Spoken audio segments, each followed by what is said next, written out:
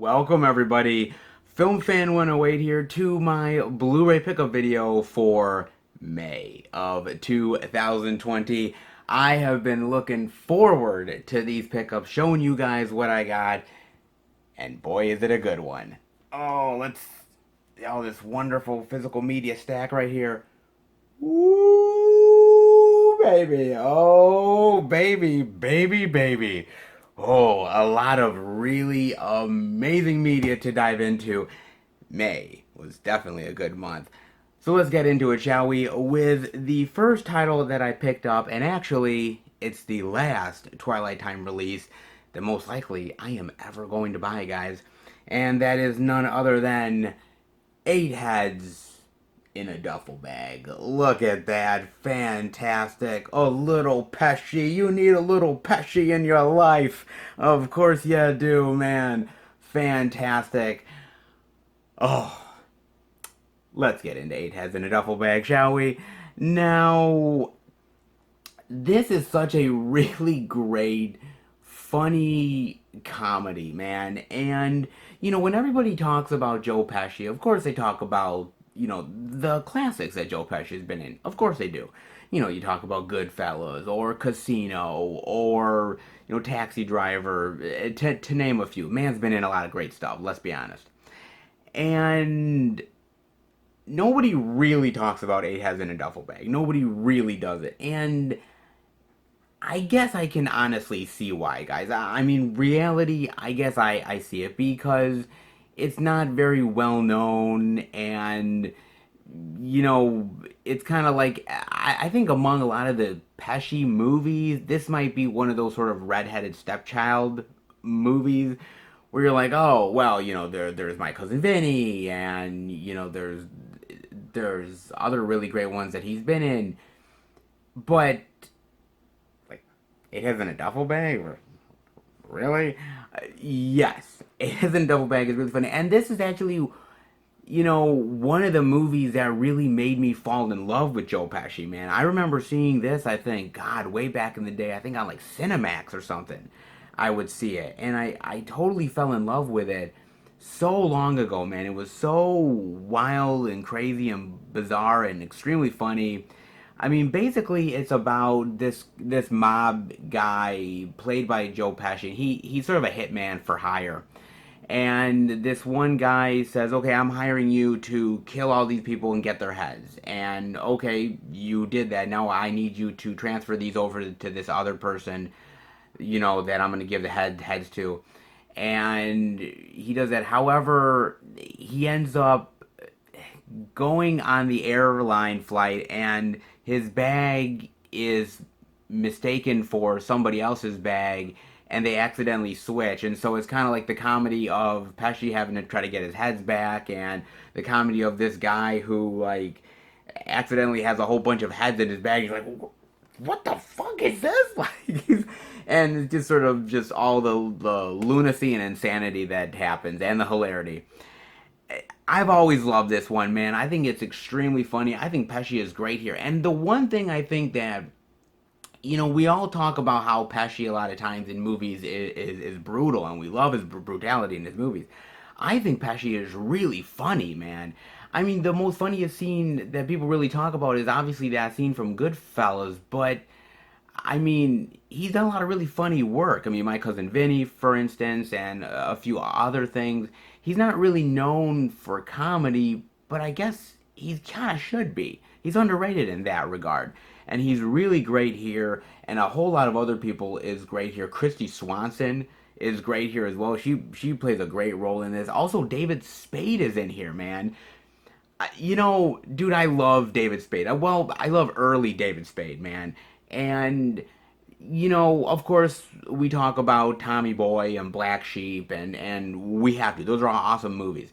But this was one of the first times that I found David Spade, was through Eight Heads in a Duffel Bag. And I love all of the sort of head jokes that he makes, and everything. And it's so funny, man. I just love the crude humor in here, and just everybody going crazy. It's so great, man. I'm thinking of the chick in here, uh, Diane Cannon. Yeah, Diane Cannon. And she's so great here, man, because she's going crazy and wild, and at a certain point she's like, "Oh my God, there's heads everywhere! Jesus, I'm going crazy. All I'm seeing is heads." And David Spade and Joe Pesci are like, "Yeah, baby." Like, they're just having a great time, man. And I think my favorite scene in this movie, and literally cracks me up, laughing hysterically every single time I watch it, is there's a scene where Pesci is sort of taking all these people hostage, and they're driving in a van to get to somewhere, and they're going over this sort of like road where there's like this big cliff, and this old grandmother, she cusses like a sailor, and she's just fuck this, shit that, da da da da, and Joe Pesci turns to her and says, "Hey, no more bad language, or I'm gonna throw you out this fucking car." And she's like, "Well, fuck you," and literally Pesci opens the van door, shoves her out. She goes over the cliff, and everyone's like, and Pesci's like,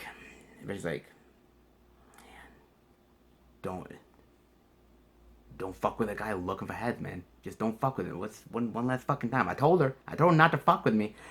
and you're like, shit, okay, Pesci. Damn, man. Calm, you're cool, dude. Dude, this is funny. This is great. I love this movie. And for me, this is one of those great underrated Joe Pesci flicks that really needs to be seen to be believed. I think it's absolutely hilarious, and I still think it's hilarious to this day, man. Finally happy to get it in the collection from Twilight Time. And, speaking about Twilight Time, because, Twilight Time is really no more. Now, I know that there's a company that sort of bought them out, but they bought the name. And on top of buying the name, all they're really doing with Twilight Time is they're maybe going to re-release movies under the Twilight Time label that were considered really successful and ones that could be really great resellers in the future. But they're not putting out any new titles. They're not gonna, revitalize the brand. Basically, the Twilight Time that we knew and loved is basically gone, man. And it's gone for good. In one of the out and abouts that I did, I talked about Twilight Time and my love for Twilight Time. Twilight Time will always, to me, be one of those really great labels that really made buying physical media a collector's market. Because if you remember back in the day, man, they would have like a limited edition of like 3,000 copies. And, whether it was things like Christine or Fright Night, stuff like that, you would literally be on the site the moment the sale started. Like the first like half hour or hour, you would literally be like just like refreshing the page constantly, refresh, trying to get your copy in to order because everybody else was flooding the site. And it was one of those first times when you realized, the supply and the demand and how really successful this collector's market can really be. And I think Twilight Time really put that out into the forefront. And they were a company that put out a lot of movies that, frankly, might not even get love from a lot of other companies. I don't think so, man. I mean, as much as I love Eight Heads in a Duffel Bag, and I'm so glad I finally have it on Blu-ray, I don't know if another company would have ever taken a gamble on it. Maybe, but I'll never know. But Twilight Time did, along with a hell of a lot of other movies that they really took a chance with and really went out of their way to really support and give these movies a voice when other companies wouldn't even do it. I'm going to miss Twilight Time. I really honestly am. And I think they're a company that unfortunately is one of those ones that, with everything going on in the world and, you know, how physical media has become more niche, there are certain companies that are going to go the way of the dinosaur, and Twilight Time is one of them. But I think they changed the game in a lot of really interesting and great ways, and they shall always be remembered for that. I have a few Twilight Times in the collection. It's finally glad to get at least one more from them, guys. And it's a title I deeply, deeply love, man. Now, the only thing you get here is unfortunately the original theatrical trailer. I wish we would have honestly gotten more. I don't think we would have ever gotten an interview by Pesci, because quite frankly, I don't think Pesci would go out of his way to do an interview for Eight Heads in a Duffel Bag, but I would have liked to have seen something, maybe a commentary, but the fact that I have it now in the collection is what counts, and I'm very, very happy to have it, guys. It's been a long time since I saw this, and it's still a blast to this day, man. I love it so much, dude. It's lunacy, it's insanity, it's hilarity, and I love every second of it, man. Not half bad. Hope you guys ever get a chance to watch this. It's pretty damn funny. Eight Heads in a Duffel Bag, and just remember one thing, guys. Don't fuck with a guy looking for heads. And the next title that I picked up, guys, is one of the newer releases that came out not too long ago, and that is none other than VFW. Right here, with this great slip, man, of all these badass motherfuckers right there. Awesome. These veterans are in for the fight of their lives. Right there, man. And on the inside, it's the same similar artwork, but actually all in black, which is actually really cool. Just a slight variance on the slip, but I do like that though. It's actually pretty cool, man.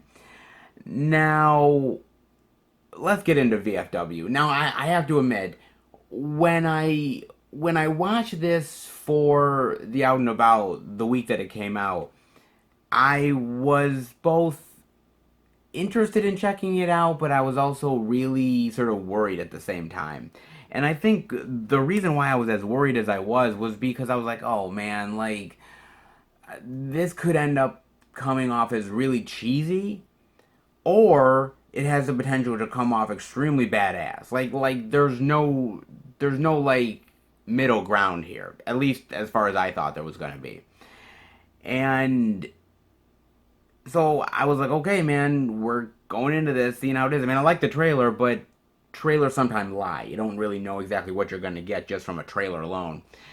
So, okay, man, let's dive into this. And basically, the movie is about all of these veterans, these older guys, and, they're sort of grizzled, hardened people, but they sort of have this camaraderie between one another. And what's going on in sort of the outside world, away from these guys' sort of bubble in their own lives, is that there's this whole like drug culture that's going on that's just overtaking all these young people, and people are selling this drug, and violence is on the streets, and people are going mad and nuts and losing their fucking minds. And eventually somebody steals from one of these main guys who is selling this stuff and peddling it and making his profits, and she ends up going into this bar, this VFW, that all these guys are in, and now they're dealing with her coming in there, these people wanting their drugs back, and it's sort of this fight for survival. And god damn, is this thing, god, this thing is fucking amazing, man. This thing is bloody and gory and violent, and it has its funny moments, and it's slightly sarcastic, and it's just one badass and kick-ass motherfucking time while you're watching this thing, man.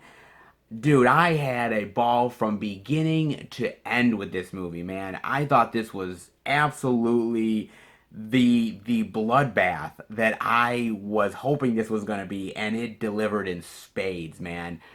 I mean, yes, the blood and gore is impressive, but also the actors here, man. I mean, Stephen Lang, William fucking Sadler, Martin Cove from the Karate Kid movies. Fred the Hammer motherfucking Williamson, dude.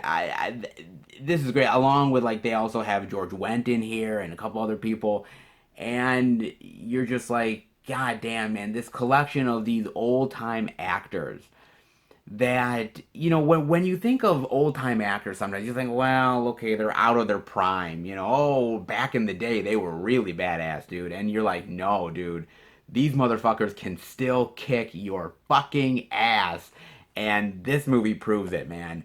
Damn, man, this is great, dude. I loved every second of this film. I truly did, man.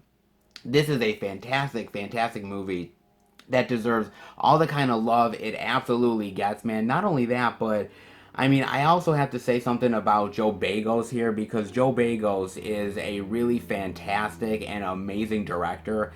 And I've often said that there's certain great young directors that are coming up in the horror realm. I've talked about people like Jordan Peele and of course James Wan and a lot of others, but put Joe Bagos there, man. Really, honestly, put Joe Bagos there, because whether it's Almost Human or The Mind's Eye, Bliss, which I showed off in the pickup videos like a few pickups back, which is a really sort of trippy psychedelic horror flick. Like he does different type of horror films every single time. He doesn't repeat himself from one horror movie to the next. He loves the genre, and you can tell his love for this. You can tell how much he loves directors like Spielberg or Carpenter, and some of those really fantastic ones, Toby Hooper, Wes Craven. You can tell that how much he loves those people and how much he really was influenced by them, and it really shows, dude. I mean, the action here is fantastic. The blood and guts and gore, whether people are getting their heads lopped off or people are getting sliced in half, you fucking name it, man. This thing delivers in every single fucking category, and it does it fantastically, dude. I love this movie, man. I can't give enough high praise for this thing. This is absolutely worth watching, man. You get two filmmaker audio commentaries, which are really great, man. Diving into different aspects, whether it's the casting or making the movie on a lower budget, but still getting the same effects. The directors that influenced him on certain like shots in the movie. Really fantastic stuff, man.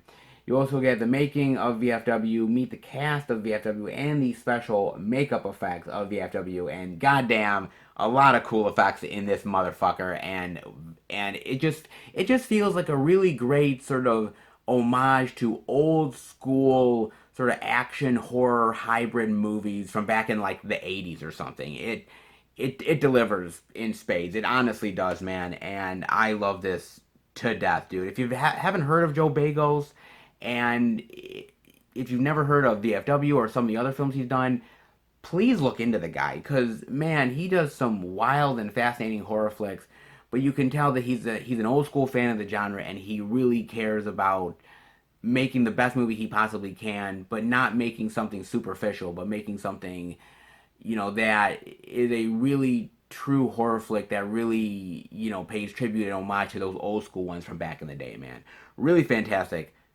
Definitely watch this, man. Especially for these badass motherfucking old school actors that can still kick your fucking ass. Not half bad, man. VFW. And the next title that I got is actually part of a package that I got from Vinegar Syndrome of 3 titles. And the first is none other than the McPherson tape. Look at that. Really fantastic slip right here, the front of it, and the back of it here as well, full like smoke. And on the inside, a different cover, also known as UFO Abduction. Very nice as well. Now, this slipcover is actually a limited edition slipcover. Actually, Vinegar Syndrome didn't even release this movie. Actually, it comes from AGFA. However, if you were to order it through Vinegar Syndrome, you get the exclusive slipcover. And by the way, the slipcover is now completely gone. It's sold out. So now it's completely out of print. You can probably get it on eBay, but God damn, man, you're gonna pay out the nose for this. But for me, it was worth it. I wanted to definitely check this thing out, and for me, I see. I've heard of the McPherson tape, but I have never actually seen it. It's always there's always these certain movies that you hear about for years and years and years. Oh, this movie and one that you've never seen and sort of it keeps on sort of being hyped or talked about, and you're like, God, I wonder what this movie is. I've heard so many people talk about it, and when I knew this was going to be on sale, I was like, this has to be one I'm going to pick up, man. I've got to get this, and so I pulled the trigger. Now, basically, this is about a family that eventually finds out that there is aliens that have landed in sort of a little ways down from where their house is, and it's them sort of panicking, being scared, being terrified of what's going to happen, and just trying to survive the night, essentially. This is a found footage movie. Okay, now, see, what's interesting about found footage is that found footage has morphed so much over such a long period of time. We talk about God, we talk about, movies like The Blair Witch Project or The Last Broadcast, the Poughkeepsie tapes, the other ones within the genre. Of course, you got to talk about Cloverfield as well. But what's interesting about the McPherson tape is that this movie got released in 1989. Okay, most of the found footage movies that I just said were from the 90s. This is 89. So it's quite possibly that this could have been the first found footage movie, the first true found footage movie that we ever really got. I don't know, you guys might know a little bit more than me, definitely let me know, but this is a fascinating movie of being found footage, and it's all from the perspective of one of the brothers who is holding this sort of camcorder and just documenting everything that's going on. They're having this birthday party for his niece, and just everything sort of goes haywire from there. Lights turning off, clock stopping, watches, and them sort of going out in the woods and seeing these aliens and seeing the spacecraft, and it's very creepy, and it feels very real. Like when you're watching it, you felt like, oh, holy shit, this is real footage of these people actually being terrorized, because it never feels staged.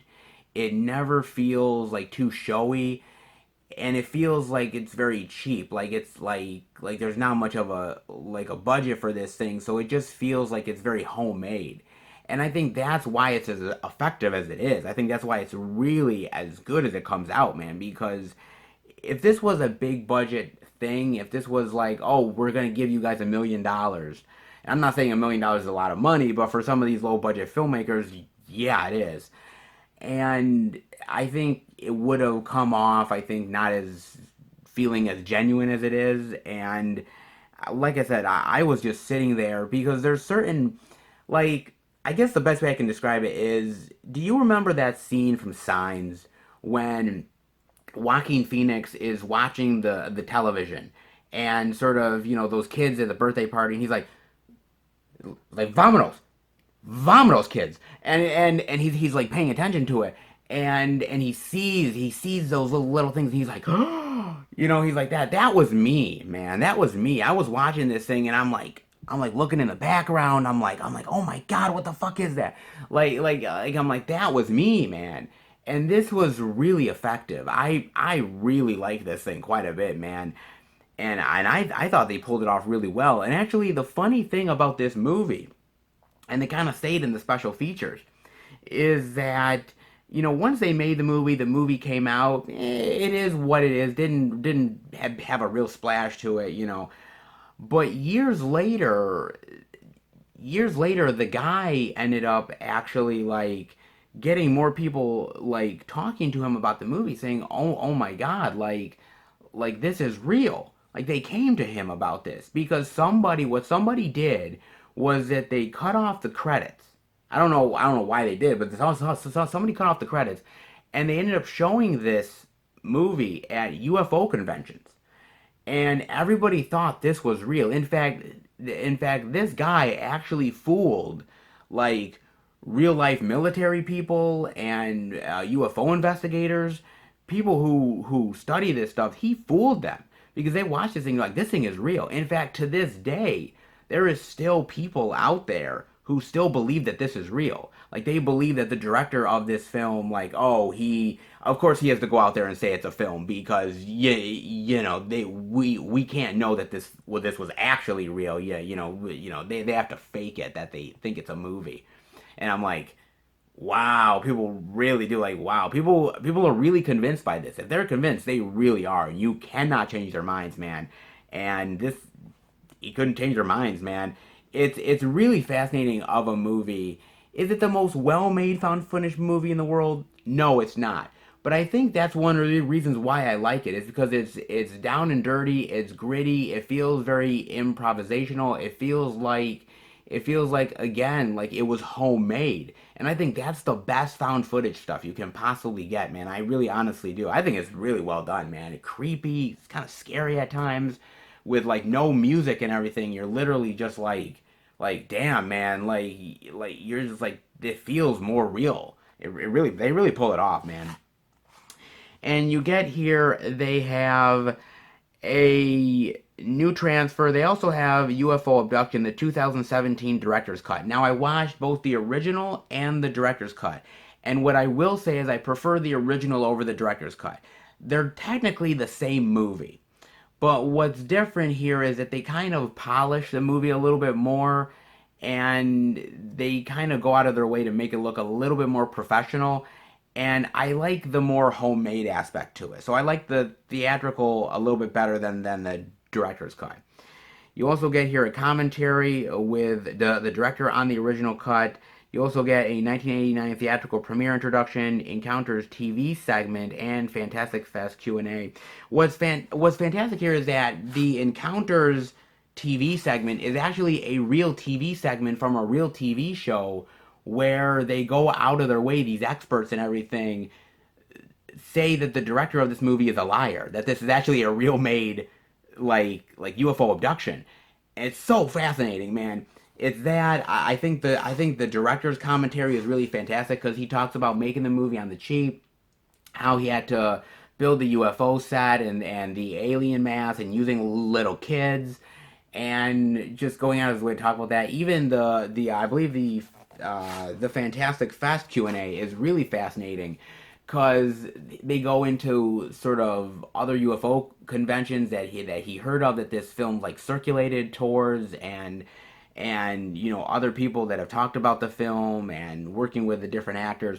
It's all fascinating. Everything about this movie is incredibly fascinating. And you know, if you like found footage movies, and I get it, guys, if you don't like found footage, I understand because found footage has really been given kind of a bad name over the years. It really honestly has.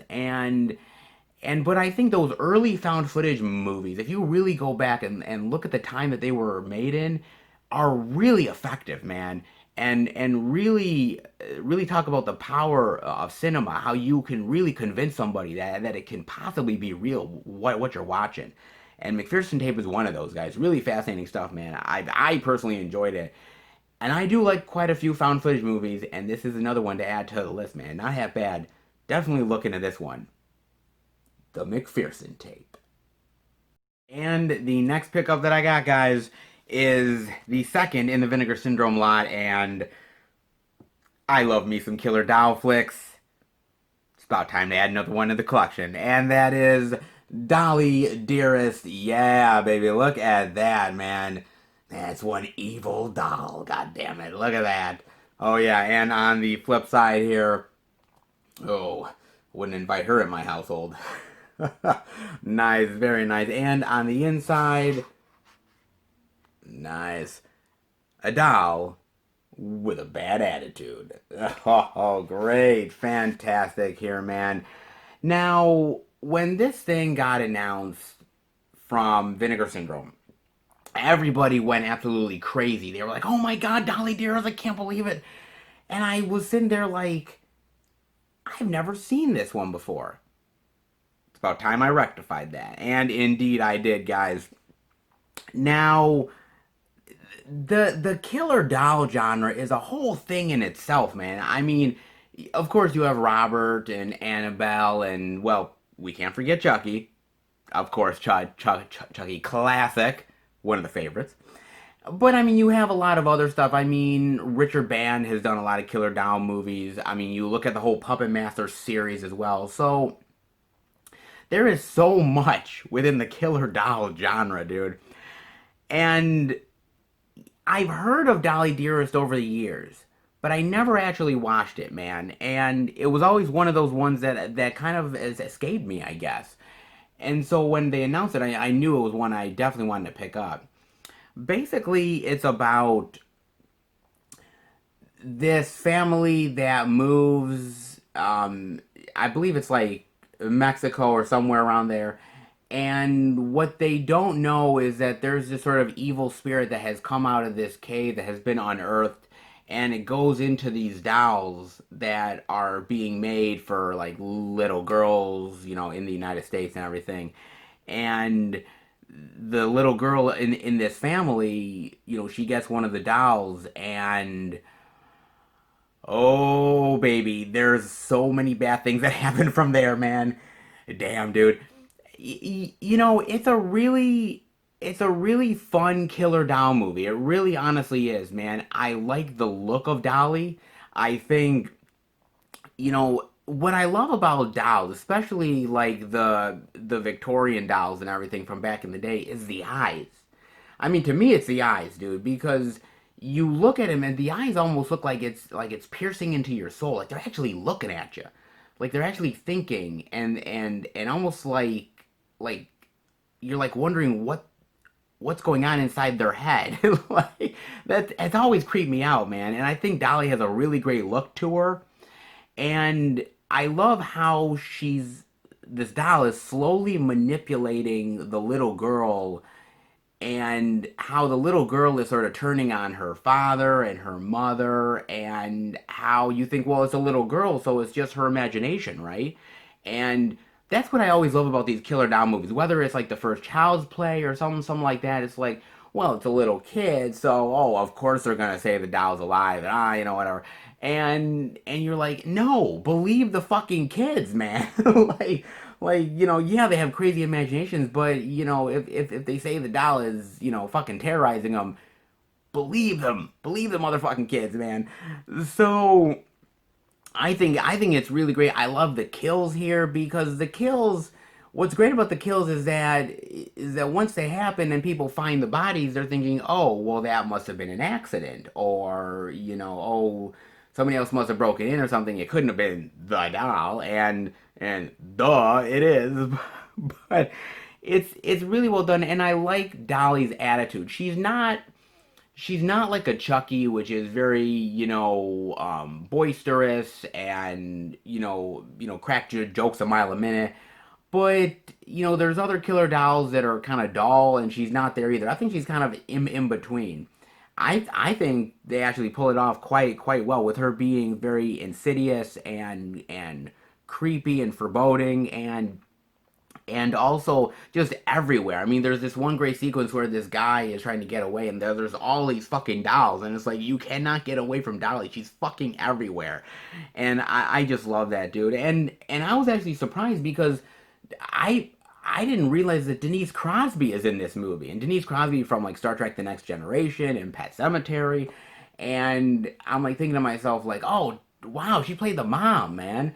Like, she's really cool in here as well, just as a woman who encourages her daughter to have the doll, and at a certain point realizes that the doll is like trying to get her daughter, and then she's trying to like get the doll away, and everybody thinks she's crazy. And I really like that, man. I like her performance in here a lot. I think the movie is actually genuinely a pretty damn good doll flick. I really do, man. I mean, I'm partial to the Child's Play films, to be perfectly honest with you, the Chucky stuff. The Annabelle stuff is decent, but it's low on the tier. I've only watched a couple of the Robber films, but they're not half bad. The Puppet Master stuff is pretty cool. Dolly is up there, man. She's not bad, dude. And I think what really shocks me about this is that Dolly never got a sequel. Like, I'm really shocked because at the end of the movie, not that they kind of open up for a sequel, but with all these sort of killer doll movies, man, I mean, there's always a way for them to do a sequel. Let's be real here. And I always thought that they would have made a sequel because I think it wasn't like it didn't do half bad at the box office. It did okay, and then on home video, and I thought this would get a sequel, but it never did. It's one of those like I think this is like a missed opportunity. This could have been like a really cool little like killer doll franchise, a really big missed opportunity, man. But hey, it is what it is, man. But I thought it was pretty cool actually, man. You you get here playing with dolls an interview with the lead actress Denise Crosby, and Denise is actually really nice here, man. I love any interview with Denise Crosby because she comes off really nice, very genuine, really loving her co-stars, loving the movie, but she understands the movie that she's in. She knows it's not exactly the most highest art you've ever been in either. So she realizes that, but she has a lot of praise for everybody involved, man. And you also get a dressing the part an interview with actor Ed Gale. Now, Ed Gale is the little person who portrayed Dolly Dearest in a lot of the scenes where kind of running around and attacking and everything. And Ed Gale has been in so many movies, man. He's played Chucky and he's done a lot of really great, interesting roles. And they literally said to Ed Gale, they said, "Look, man, if you're gonna play this role, you have to wear a dress. Are you okay with wearing a dress, man? You got to wear the dress and the wig and everything." And yeah, and he was okay with it, man. I mean, he even talks about how he was working in a scene with Rip Torn, and how Rip Torn is kind of difficult with directors and actors sometimes. And I guess there was a scene where Dolly is supposed to trip him and he's supposed to fall down. And, Rip Torn is getting very upset with Ed Gale. He's like, "Well, geez, man, just trip me. God damn it. Do you know how to do your fucking job?" And he's literally berating him. And, and Ed Gale is like, "Okay." So the next take, he literally trips him and takes him down as hard as he possibly can. And Rip Torn at the end of the take is so pissed. He's like, "Oh my god, what the hell are you doing?" And he's like, well, I thought you wanted it to be more real, so that's what I did.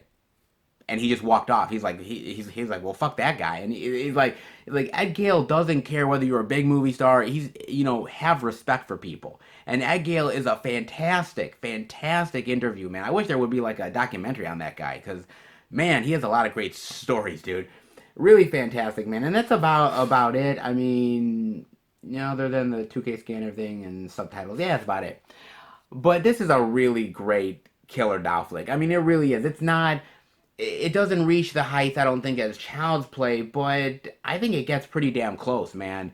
I think it's a genuine, pretty cool killer doll flick that's really worth investing your time in. If you like killer doll flicks, this one definitely should be on the list. Not half bad, guys. Dolly Dearest. And the next pickup that I got, guys, is the last in the Vinegar Syndrome haul that I picked up. And this one I had never heard of, but goddamn, I had to give it a chance, dude. And that is none other than Pale Blood. And look at that slip, man. I love that slip. I really honestly do. This is like a favorite slip. It really is, man. This is gonna be a favorite of mine. Which I really love, like with the vampire bites right there, and she's very erotic with the lipstick. Like I really love that. And then on the back is like, "In the dead of night, souls come alive." Very nice, man. I love that. And on the inside here, this different slight artwork there. Not bad, man. Not bad at all. So let's get into Pale Blood, shall we? Now, Pale Blood obviously is a vampire flick, and boy, do I love vampires, man. I really honestly do. Vampires are they're always very fascinating to me. I think out of all of the sort of old school monsters from back in the day, to me, the most fascinating is the vampire. It really honestly is. Whether we're talking about old school movies like Nosferatu, Dracula, whether we're talking about stuff from the 80s like Near Dark or The Lost Boys, even like stuff from like the 90s. I mean, cheesy shit like Vampire in Brooklyn or some shit. I mean, whatever, man. Vampires are fascinating to me, dude. I'll watch the good shit and I'll watch the bad shit. In okay, I guess I have to do I have to mention Twilight? No, Sparkle. No, get those fuckers out of there. But y- you know, look, man, I always think they're fascinating, and I think they're fascinating because of the idea of living forever, the idea of the fact that you you can kind of get hot and heavy with somebody of the opposite sex and get into that sort of passion, but that passion leads to drinking their blood and biting them and the eroticism of that. I always thought it was really fascinating, man. I really honestly did. And when they announced Pale Blood, I'm like, okay, this looks really interesting. I'm kind of gonna look into this, and it really looked pretty cool, dude. I mean, basically, it's about this guy, and they don't really mince, like any mystery here because he is a vampire, man, and he's coming to believe it's L.A. and he's looking into these murders that have been happening in the city. Of it looks like people have been bitten and it looks like they've been drained, and he wants to come and investigate this because he sort of realizes, is this a vampire? Are they exposing other vampires? What's really going on here? And he goes on this sort of long trip into figuring out what's going on here, and also dealing with this woman that may or may not have mysteries of her own. But I won't really into that. You guys will definitely have to watch the movie. But I really like this movie. It kind of plays as a detective movie, a mystery film, a vampire tale, an erotic thriller. It kind of has like checks a lot of boxes, man. And I think it does it pretty successfully, honestly. I mean, this is a straight to video movie back in the day. So this did not get a theatrical release. This went straight to video, and for some reason, I think it's become some sort of like a cult classic over the years. Again, it's nothing that I've ever heard of, but I definitely wanted to give it a chance. And there's not many even like well-known names in here outside of Wings Hauser, and I actually like Wings Hauser quite a bit, man. He's a really kind of sort of wild actor, and he kind of does his own thing a lot of times. And here he sort of plays this guy who you kind of realize that this guy's not who you think he is, and you kind of are trying to figure out him and the mystery of what's going on with him as well. It's he plays it he plays it kind of sinister, kind of creepy, but at the same time dangerous and lethal. Wings Howler does a great job here, man, as does everybody. I think this is a really well done film, man. And what I like about it is it deals with the eroticism of vampires. It deals with the myths of vampires, the do's and don'ts, what's real, what's not, at least as far as this movie is concerned. And there's certain sequences that I really love. Like there's a sequence where the main vampire is seducing this woman in order to get her blood, or at least some of her blood. And I love it's so erotic. Like they're like taking off their clothes. She's on the bed. He's on top of her. He's biting into her, and you can just you see her like, oh, like you're right. And there's something about it, and I'm not gonna lie, there's something about it that just, I'm like, whoa, man, like it gets to me. I thought this was actually really well made for something that came straight to video years and years and years ago. I'm like, wow, seems like a really underrated vampire flick that I don't think many people really know about, man. And I think they kind of should. I think it's actually pretty decent, honestly. It's a pretty good flick, man. I mean, it's not the best vampire movie you've ever seen. I mean, it's not like, to me, it's not a Bram Stoker's Dracula or, something like a Near Dark or something like that. But I gotta tell you, man, I had fun with this, dude. I really did, man. Down to the acting, down to the sort of erotic thriller aspect, and even the music. Like the music, I really fucking love the music. It's like late '80s, like punk rock, like almost like The Cure. It has like that kind of like punk rock music to it. It kind of like it felt like very like what the nightlife of Los Angeles would have been in like the '80s. Like it just, I was like rocking out to the music. Like I was like, this is so fun, man. I really like this a lot, dude. It was a pleasant surprise to me, and this was a total blind buy. I didn't know what exactly I was expecting, but boy, I got a really good film out of it, man. I was pleasantly surprised by this fucker, dude. Really fantastic. You end up getting an interview, Understanding Immortality, with the director, Vivi Dashinhu, and she actually really loves this movie, and she really is very thankful to get the opportunity to direct. She talks about being in film school and getting out of film school, getting films made. She talks about, how she was working with her husband, now ex-husband at the time, on the film, the LA nightlife, vampires in general, really talking about that stuff. Really fantastic interview with her. You also end up getting here, Acting with Eggs, an interview with actress Darcy DeMoss, and she's great, man. She talks about working with Wings Hauser and how really weird and odd Wings Hauser is. Like there's this whole sequence in the movie where he's doing this photo shoot, and he has her basically having an egg between one of her thighs, and how he's sort of directing her with this egg, and it's so fucking weird and bizarre, and you're like, okay, this is some weird out of place scene, but it just has a kind of charming quality at the same time. And she was just talking about that kind of stuff and everything, and working with him, and how she's actually still friends with Wings Hauser to this day. Crazy enough, I wonder if she jokes about the egg or not. God, I hope she does. So yeah, it's actually really fun, man. And I there's still so many great vampire movies for me to pick up within physical media. Like I would still love to see a Near Dark collector's edition at some point. I would love to see, more like really great unknown vampire flicks coming to the forefront. And I'm so glad to see something like Pale Blood get the kind of love I think it probably deserves, honestly, man.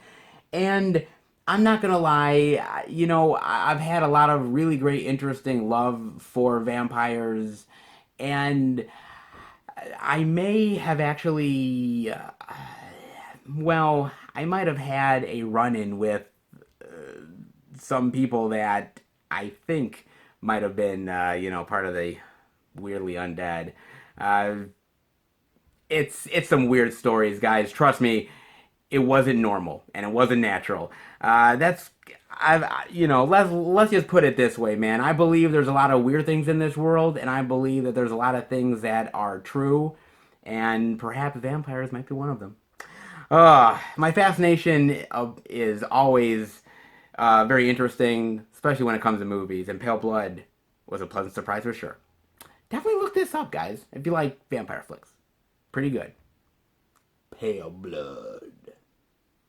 And the next pickup that I got, guys, is a release from Mill Creek Entertainment. And it's one I've been wanting to pick up for a while, and I finally pulled the trigger, and that is none other than Shakes the Clown. Yeah, look at that, man.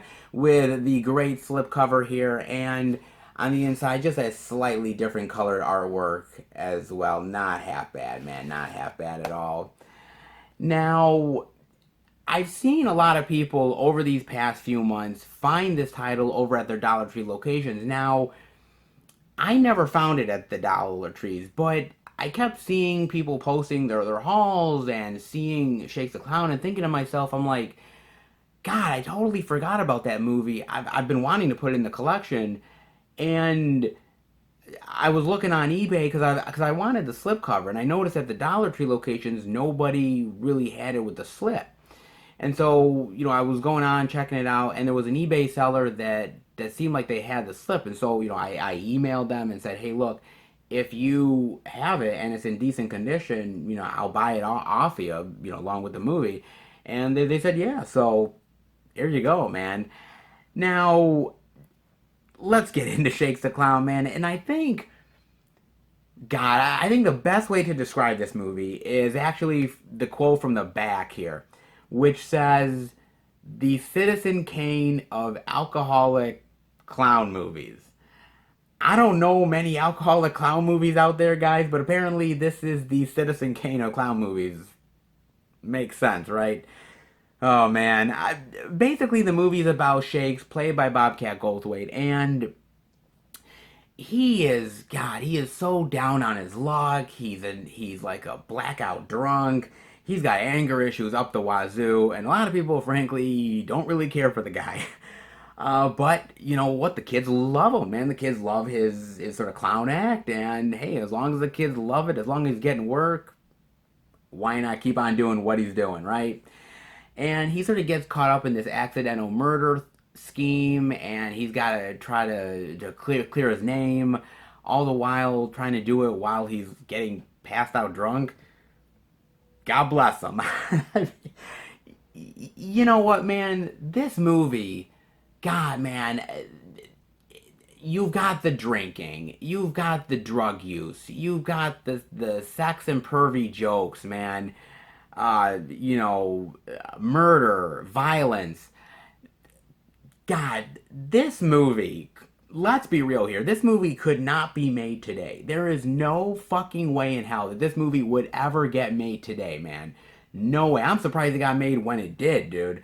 And that's part of the charm that I love about this movie is the fact that it just is so wild and so crazy and so like pervy with its jokes and over the top with the drugs and the drinking that it just doesn't give a fuck, man. And I appreciate that. I really honestly do, man. And God bless Bobcat Goldthwait here, man. I've always loved Bobcat, man, whether it's back in the day with the Police Academy stuff or him directing certain films like World's Greatest Dad or God Bless America, which I showed off in the pickup videos a while back.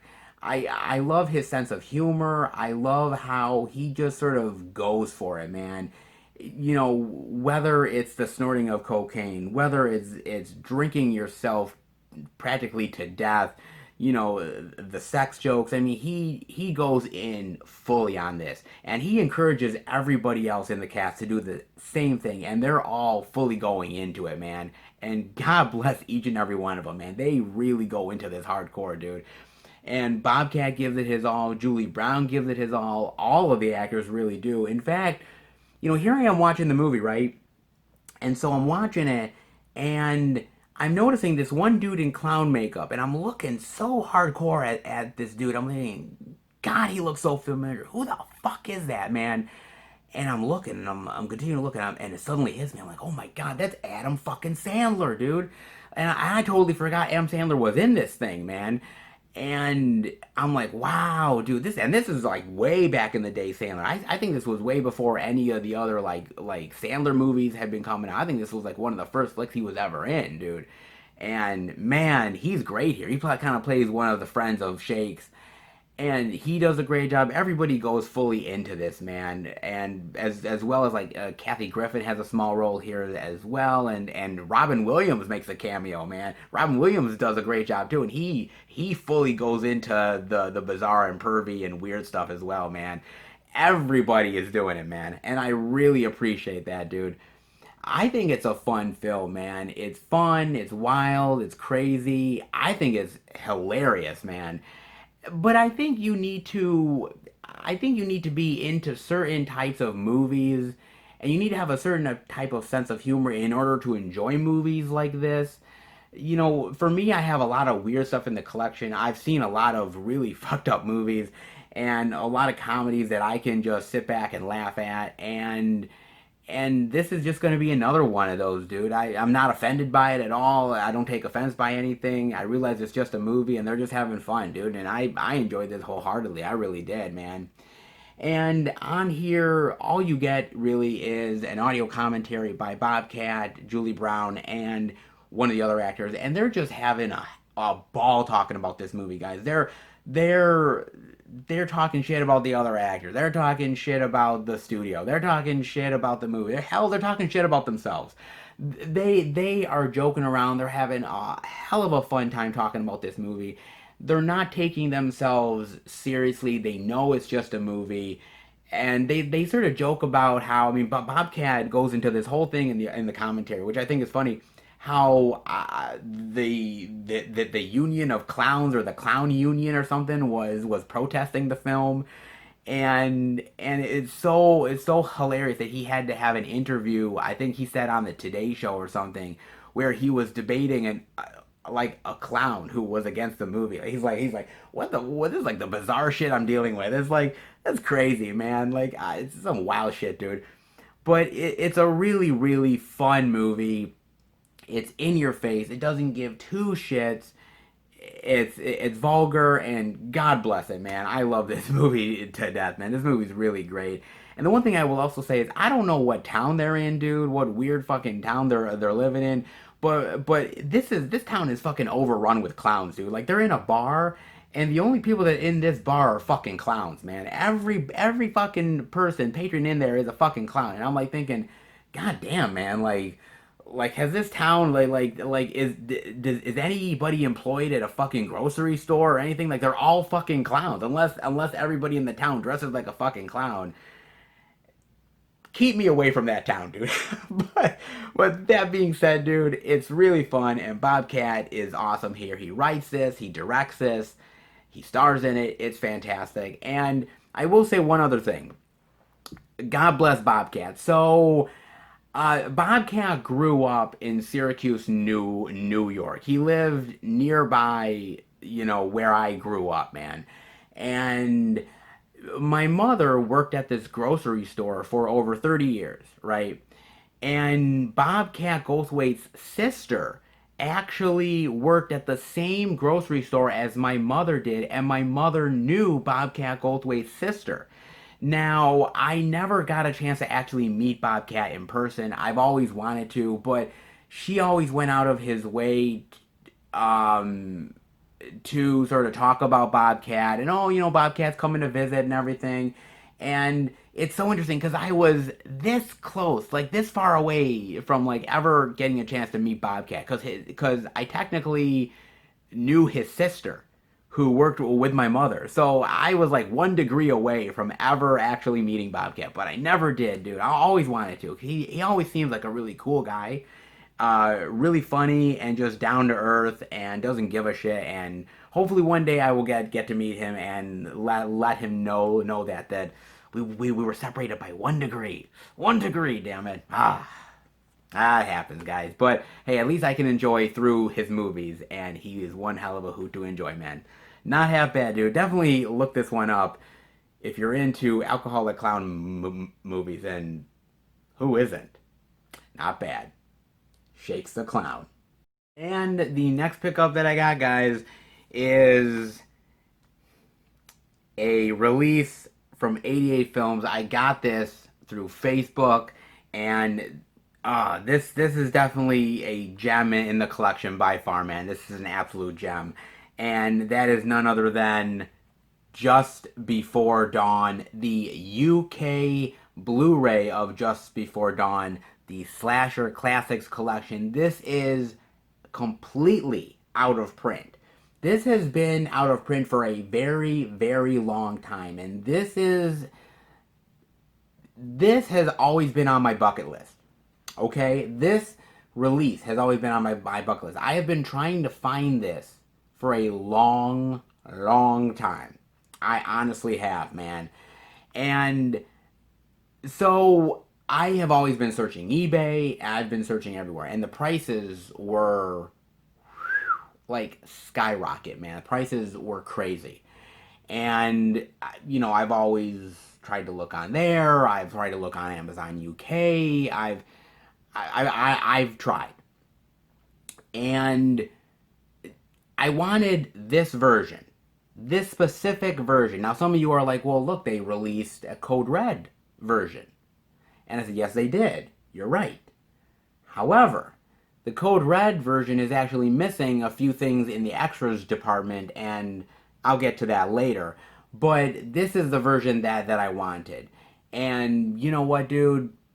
Patience pays off, because I finally got a chance to connect with somebody on Facebook who has this. And not only did they have this, but it was literally brand new. It was not even open at all. Okay, this no way. And so I was like, oh wow. So it's like not even open. And then he's like, yeah, and on top of that, I have it with the slipcover. And I'm like, wait a minute, this release came with a slipcover? And they're like, yes, it did.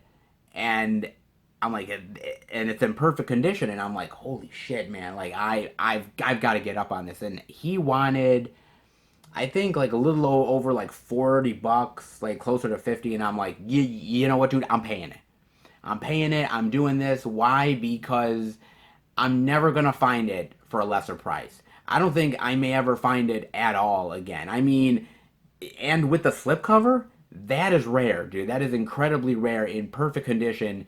This thing is going to be one of the crown jewels of the collection by far. Out of print and goes for very big money on eBay. And the fact that I got it for the price that I did is phenomenal. As you can see, guys, with the slip there, looks really fantastic. And on the inside as well, with the artwork there, very nice. Look at that, man. Great. The nightmare has begun. Great. Look at this, man. Awesome.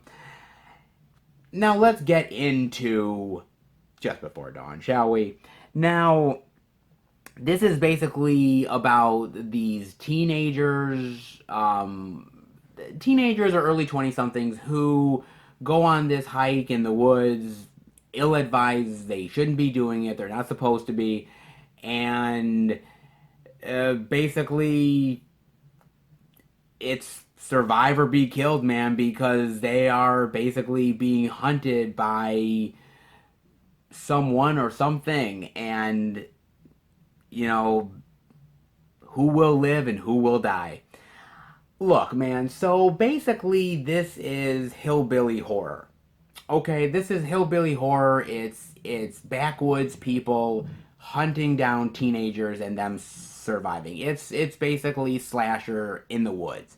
We see them all the time. This is nothing new, but sort of hillbilly horror is interesting because you look at movies like Deliverance, which I think Deliverance is the most popular of them all. You look at a movie like Wrong Turn, or Wrong Turn 2, or Wrong Turn 3, or 4, or 5, or 6.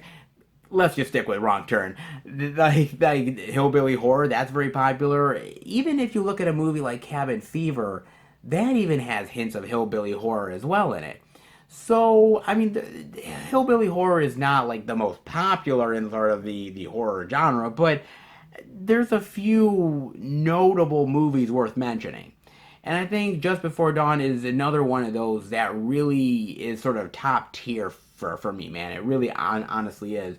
I think this is a really great movie, man. Not only is it great for the kills, which I really love the killers with these long machetes and just them slicing into people, whether it's in their bellies, or hacking them in the head. There's really great kills here, man. Not only is there really great kills, but there's really great sort of stalking sequences, which I think are really great here. And I really love the personalities of the teenagers. I really love them quite a bit, man, because especially like the main girl here, and of course you can call her the survivor girl, but Like, she goes from this very meek, sort of vegetarian type of woman who doesn't want to kill a living soul and is very scared of things, to at the end of the movie, she becomes this sort of like woman warrior. And I love that whole transition throughout the movie that she has. On top of that, man, I just think it's just a really well done film. I think it's a really well done film. It's very atmospheric, it's very creepy, it's very foreboding. I think the stalking sequences are really cool where, you know, teenagers are sort of walking and in the background you can kind of see something walking towards them. I really love that, man. Like I said, you know, the whole teenagers getting stalked in the woods thing, it ain't revolutionary, okay? We see it time and time again, okay? I mean, you look at Friday the 13th and you look at all those other ones. Hey, man, we've seen it time and time again. But I think this one, I don't know if it stands out among sort of the more popular ones. But I think once you see it and once you watch it, I think you get to understand that the characters are really likable. You enjoy them. You don't want them to die. You like the killers. You like the killing. You like the beautiful sort of forest backwoods drop where they're getting killed in. I think everything sort of goes for this movie. I really honestly do. And also, the movie is directed by Jeff Lieberman. Now, Jeff Lieberman is really great. I own actually one of the other movies that he directed, which is the movie Squirm. Squirm is fantastic. I love that movie with like the sort of worms and they're sort of like invading people's bodies and it's like he always really does really great horror flicks, whether it's sort of like killer stalking in the woods or like, you know, like insect, you know, like body horror stuff. He's done some really cool flicks, man. He honestly has. And I think this is a really great stalker, slasher, hillbilly horror type of flick, man. I really do. I enjoy this one, man. You know, you have a few people in here like George Kennedy, which is really good here as well. And Chris Lemon from Wishmaster. So there is a few people in here worth noting, but I just think overall, I think this is one of the better sort of slasher films that maybe people don't quite know about, honestly, or maybe haven't gotten the chance to watch. If you get a chance to, it's actually pretty good, man. And with this 88 films slasher collection series here, this is great. Now, as I said, Code Red put out a release. And by the way, the Code Red release is also now out of print. So this is a title that goes out of print very fast, man. Just so you guys know. Like, if you find it, you are going to pay a certain more money than you might be expecting. But as I said, this does have stuff in here, special feature wise, that is not in the Code Red release. You have an audio commentary by a critic and another sort of author critic, and they're sort of talking about the movie in terms of when it was made. You know, Jeff Lieberman, the making of the movie, the release of it. They really talk about that. Really fascinating commentary. You also get the extended cut, which is the overseas version, which is just slightly longer than the theatrical cut. I watched both. I actually like the theatrical cut a little bit better. The only thing that's really added to the extended cut really is a little bit more dialogue and a little bit more character, but honestly, it doesn't really add too much. So, you know, it's kind of a wash to me. I like the theatrical better. You also get here, Just Before Dawn, an exclusive new interview with director Jeff Lieberman, which again is not on the Code Red release. He's really great talking about the movie, talking about the other films he's made, the horror genre, really fascinating. You also get here Grindhouse All-Stars, an insightful new documentary in which Lieberman, Roy Frumkes, who did Street Trash, Matt Kimber, who did Black Six, and Joe Allison, who did Don't Go in the Woods, share memories of the slime and grime of the Grindhouse glory days. really fantastic diving into the old school sort of horror grindhouse world. Their experiences with it, really fantastic stuff there. You also end up getting two theatrical trailers, a gallery, and on the inside here, you also get a collectible booklet in here as well. The collectible booklet as well, right in here. Not half bad. You also get that too. There's a lot to enjoy with this release. There's a lot to enjoy with the movie. It's really well done, dude. I really enjoyed this flick a lot. I think it's a really good slasher flick that I think, actually honestly rivals some of the Friday the 13th films. I honestly think it does. I actually really enjoyed this, man. First of all, the characters are likable. That you actually don't want them to die, so that's a plus. I think the killers are really effective here. I think the blood and gore is good. I think there's a lot of things going for this one. If you like slashers, if you like hillbilly horror, this is worth getting, and I would like to, in the future, get the Code Red release as well. That'll be another one that I'll have to be searching for, but I'd like to get the Code Red one, because the Code Red one has certain special features, like certain interviews that this doesn't have either. So, I might have to get both to get the full package, you know what I'm saying? But, for the meantime, I got a new gem for the collection, an out-of-print title that goes for big money, and I'm so happy to finally have it, guys. Well worth it. If you enjoy slashers, give this one a look. Just Before Dawn. And the next title that I picked up, guys, oh my god, I had to. I had to, guys, because this is too goddamn good to not do it. Oh, this takes me back.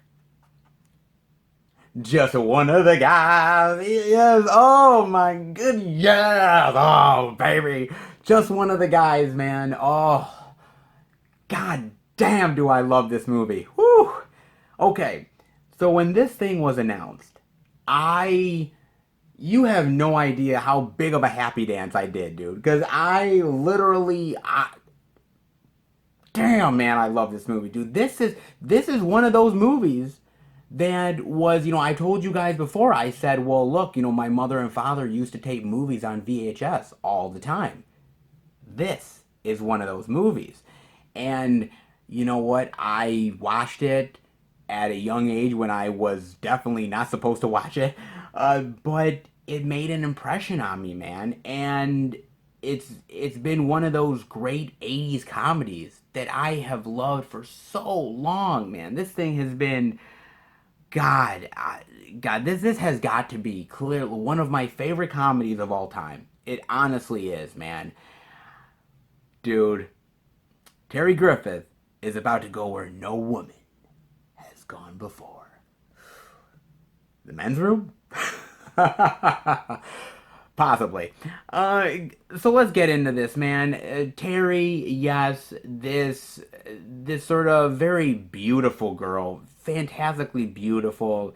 She could be a model, and she has this sort of very fantastic life. She has this sort of college rich boyfriend, and she's the popular girl in school. Everybody loves her, and she actually has ambitions more than just being the cool and popular and sexy chick. She wants to be this sort of reporter. It's a very big passion of hers, and she realizes that she's not going to be able to get it where she is at the school that she's in, because she realizes that all that anybody ever sees with her is basically her body and her beauty, and no one sees her talent. And she wants to showcase her talent more. So she decides, you know what, she's gonna do something so wild and so crazy. She's gonna change schools and change her sex and become a man, baby. Well, not literally become a man, but she's going to look like a man. She's gonna walk like a man, dress. She's going to act like a man. And, she's going to go there for a story and submit her stuff to that school and see if she can get far fooling people into believing that she's a boy. It's God, this is so great, man. I can't say anything bad about this movie. I honestly can't, man. I love all the characters here. They're so funny, they're well-rounded, they're they're, I mean, they're the typical high school stereotypes, but I just love how this movie plays with it, man. I think it's really fun, whether it's down to the narcissistic boyfriend or the incredibly horny younger brother that probably shouldn't be that horny, but god damn, man, he, he's looking the bone in a big bad way, dude. You've got him, whether you've got the sort of down on her dumps best friend, whether you've got the high school bully, the weird nerds. Like it's just one stereotype after another, man. But I think all of it's done in a really fun, tongue-in-cheek way that's not meant to offend anybody. But that being said, I just don't think this movie can be made nowadays. I don't think that Just One of the Guys can ever actually be made in today's society. And I would never even like to see if this thing ever got a remake, I would be very apprehensive about even watching it cuz I'm like this movie, it's so hard to make that nowadays. So how would you do that? How would you do a story of a woman infiltrating, as a guy without offending some sort of group? I mean, you really can't do it. You would have to make it so PC that you would take any of the sort of satire out of it and anything that sort of made the movie fun. And that's another reason why I like this movie is that it's a sort of high school sex comedy that, yeah, man, it's just one of those ones where you enjoy it because it was the time that it was made in, you had fun with it at the time that it came out, but you also appreciate it for the fact that it's a time when you could make these wild sort of 80s high school comedies and nobody would bat an eye. I think that's another thing I really appreciate this film for. I think this film is an absolute gem, dude. And I will also say this, and we're in confession mode now, guys. This movie is the first movie where I ever saw a pair of breasts. I'll cop to it, guys. This is the first movie I ever saw a pair of breasts. So there, at the end of that movie, when she's like, come out, I'm like,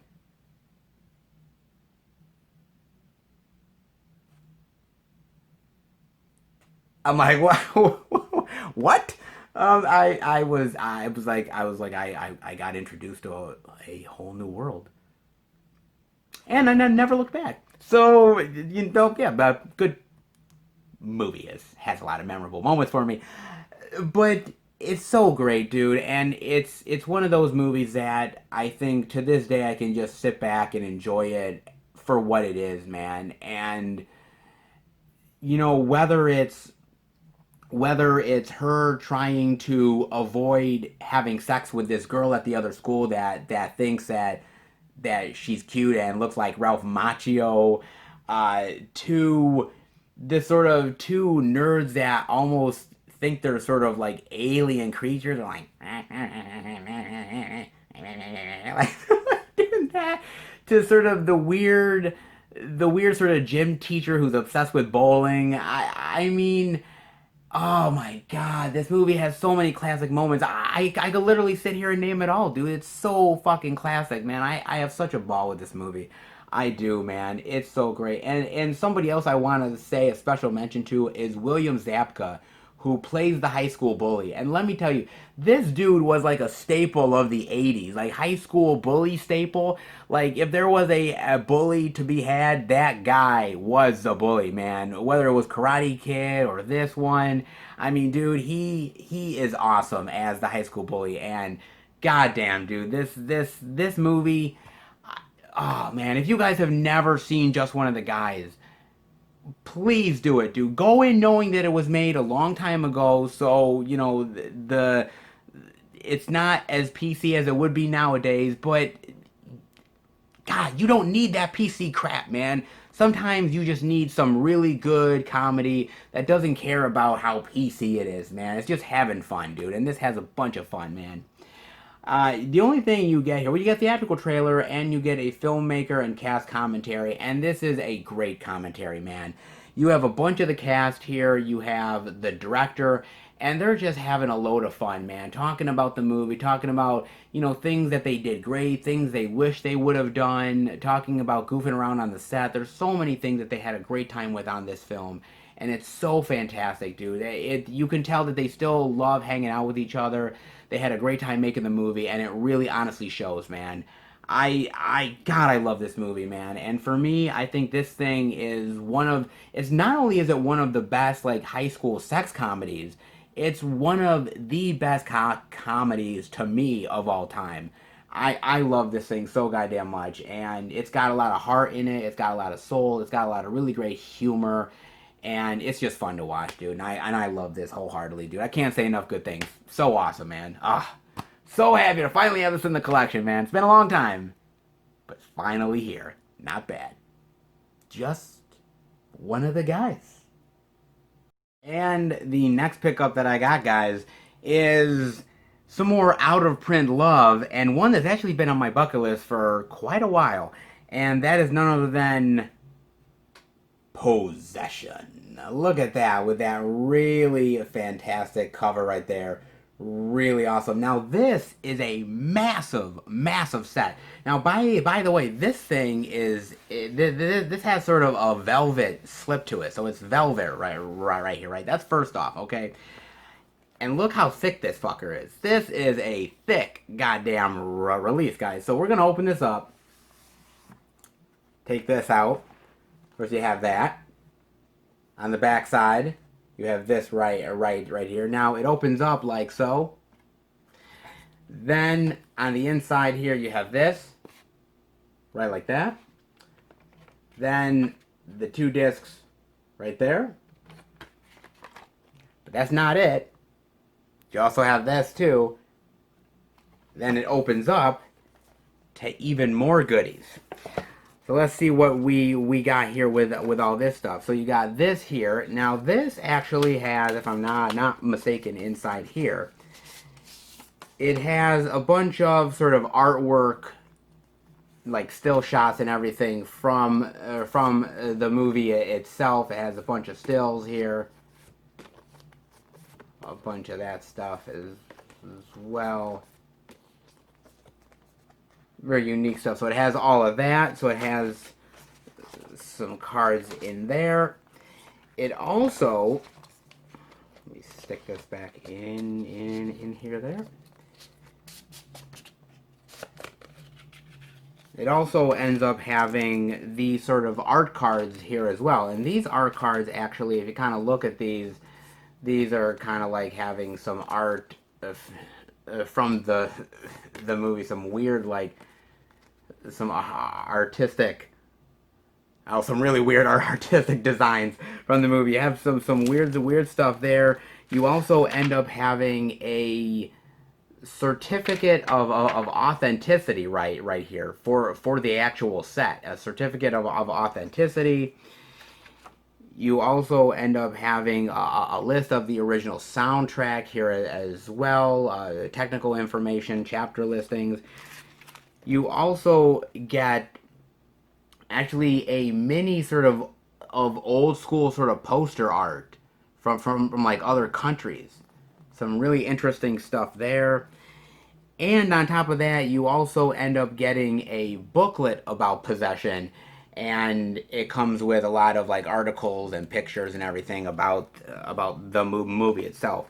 This thing is literally stacked to shit, guys. This thing has so much stuff to it. It's actually really impressive. And again, I ended up getting 1,142 out of 2,000. And it's pretty cool to actually come with a certificate of authenticity. So it has a lot of stuff, man. This is like the ultimate edition of Possession. And here's the interesting thing about this, guys, is that I've never seen Possession. So you're probably thinking to yourself, well, God, Seth, if you've never seen Possession, why in the fucking world would you ever actually want to buy it, blind buy this huge, massive set? Well, first of all, I ended up getting this set from DVD. Now, I've been trying to find this for a really long time. And by the way, this goes for big money on eBay. And I mean big, big money, okay? And I always thought, okay, I'm never going to get this title. I'm never going to do it because I really don't want to go out of my way to pay these exorbitant prices on eBay, whatever. But, you know, on Diabolic, I ended up putting my email in to Diabolic and saying, hey, by the way, you know, if you know there's happens to be any copies you get in, shoot me an email. And lo and behold, one day I get this email from Diabolic that says, oh yeah, by the way, you were looking for the Diabolic DVD. Yeah, I was looking for the possession. They're like, yeah, we got some in. I'm like, oh shit, like just random. So okay, she's a fucking take it, dude. And lo and behold, dude, I just snatched this thing up, man.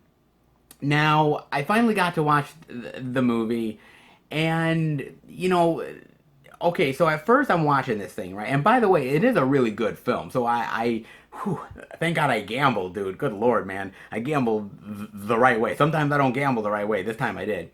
So here I am watching the movie, right? And at first, the movie starts out as this sort of like, you know, this sort of couple that's having this sort of extramarital like problems and issues, and they're just at each other's throats constantly. They're yelling, they're fighting, and I'm thinking, so this is basically a drama about like a couple and their like marriage. And I'm thinking, so why does this thing have such a huge fucking box to it? I mean, I mean, I'm watching it. It's not a bad movie, but I'm thinking to myself, shit, dude, like this is why it's so praised. And then something happens in the movie, and it just gets weird. And I mean fucking weird, dude. I mean, I won't go into it. I won't spoil it for you guys because I don't want to like go out of my way to sort of tell you what happens. But holy shit, like it's going one path and it takes like a wild turn, and I'm like, oh shit.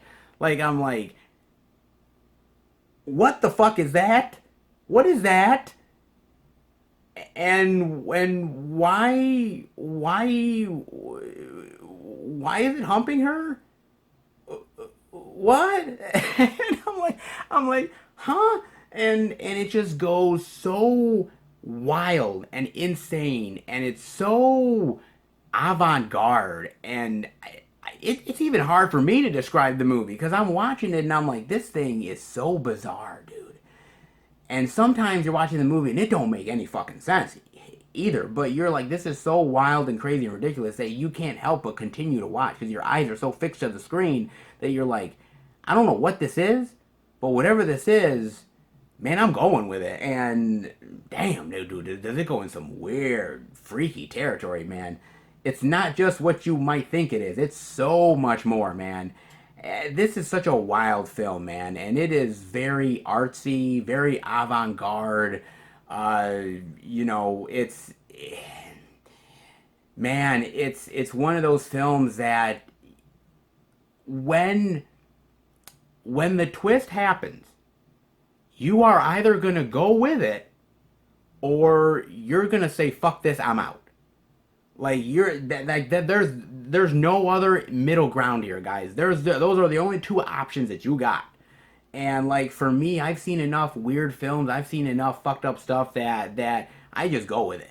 And this is one of those like, okay, I'm going with this. And wow, did I go down the rabbit hole, dude. Whew, shit. But it's such a good movie though. I mean, that's the thing about it because it's so great. This movie has Sam Neill in it, dude. Sam Neill, man, who I love. I think this movie was from 1981, if I'm not mistaken. Sam Neill's young in here, man. Sam Neill does a great job. He plays sort of the husband who's been away for a long time and comes back to his wife. He hasn't seen in a long time, and something's wrong with her. Something's messed up, and he's not quite sure, and they're fighting all the time. Sam Neill's great in here. Sam Neill is absolutely explosive in his performance. But I don't remember her name offhand, but the main actress who plays the wife here, she is amazing. Like the stuff she has to do in this movie, like you're like, I don't know many actresses that would have done what she did.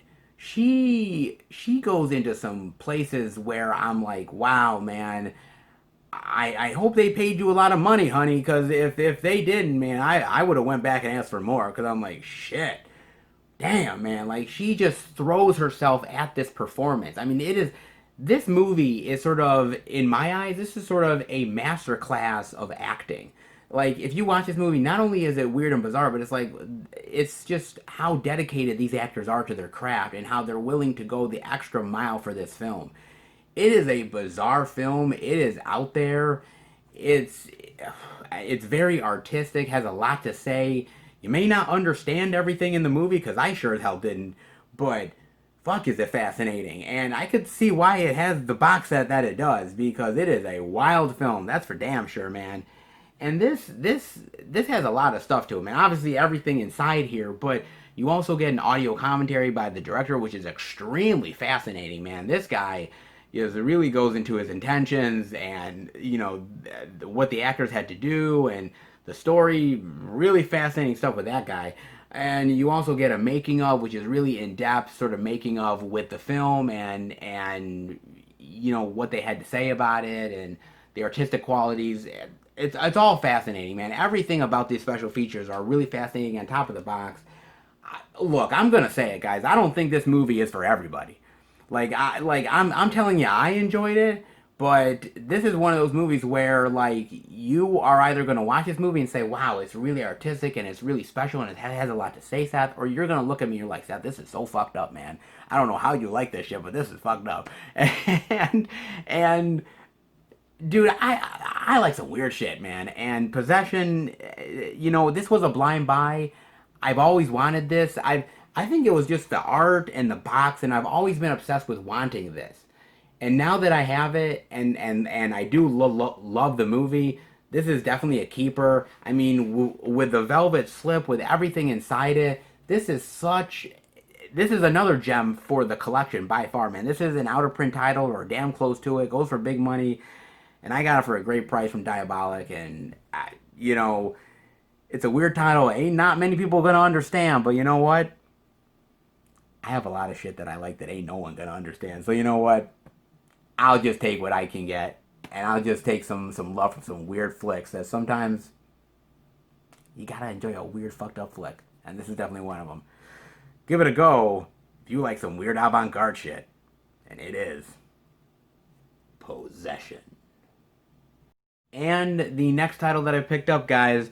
Now, actually, the next two are gonna be Blu-rays that I actually bought during an auction that was happening on Facebook, and I was damn glad to pick both of these up. And the first one is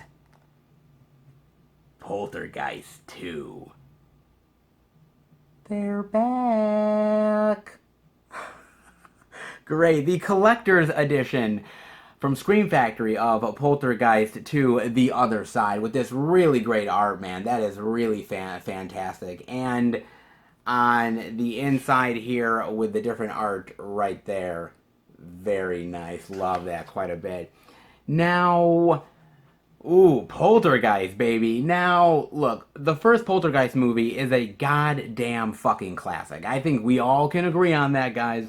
It's an absolute classic. I mean, you know, Tobe Hooper, Steven Spielberg, everything came together. It's a fantastic flick. It's awesome, man. No doubt about it. It's fantastic. And in a lot of ways, you know, once you make a successful horror film and everybody loves it, now everybody's saying, "Oh, sequel, right? Because we got to do a sequel. Because if it's successful, you know, we're just leaving money on the table." And Poltergeist is one of those ones that, of course, had to get a sequel. And so Poltergeist 2 is interesting because it really picks up not too long after the last film happens. You get the same family here. All the same actors are back. Jo Beth Williams, Craig T. Nelson, Heather O'Rourke, Oliver Robbins, they're all back. And what's interesting is that they're still being terrorized by the sort of demons and these entities and these ghosts that sort of want Carol Ann and will do anything to sort of get Carol Ann and take it from the family. And you know, do I think Poltergeist 2 is better than Poltergeist? No, I don't. Yeah, that's hard, dude. I doubt this sequel was ever gonna be as good as the first Poltergeist. I mean, come on. But I do think it's actually a really great sequel, though. I think it's actually a really fun sequel, and I like where they go with the story. I like sort of the Native American shaman. I like that. I like seeing the familiar characters come back. I love seeing the character of Kane. Like Kane, man, dude, that guy is one creepy motherfucker, man. It's his face and his teeth and it's just the way he dresses, man. And he is sort of the personification of what this of what these sort of these ghostly entities are that want to take Carol Ann. And he's so good in this role, dude. He's so, just the creep factor is turned up to like 11. He's so great here. And I love all of the weird sort of stuff that happens in the house with the family, whether it's the dad drinking the tequila worm and the worm sort of growing inside him and how he has to literally like he has to literally like barf out the fucking thing, like, and it's literally like it's almost like mucus hanging from his nose. It literally did. I'm like, oh my fucking god, man, like that. Or you know what got me though is that scene with the brother when he's got the braces and the braces start to actually grow from his teeth and they grow and they sort of cover him all over and he gets put on the roof and he's like getting with all this metal over him and when it started growing out of his teeth I was like, oh good, man. Like so great, man. I love them opening up the mythology of the series. I love sort of opening up more of sort of the family relation stuff with the psychic aspect with the mother and Carol Ann. I like Craig T. Nelson here. I like that he's playing a different side of the father from the first film. I think this is a really great sequel, man. I think it really works.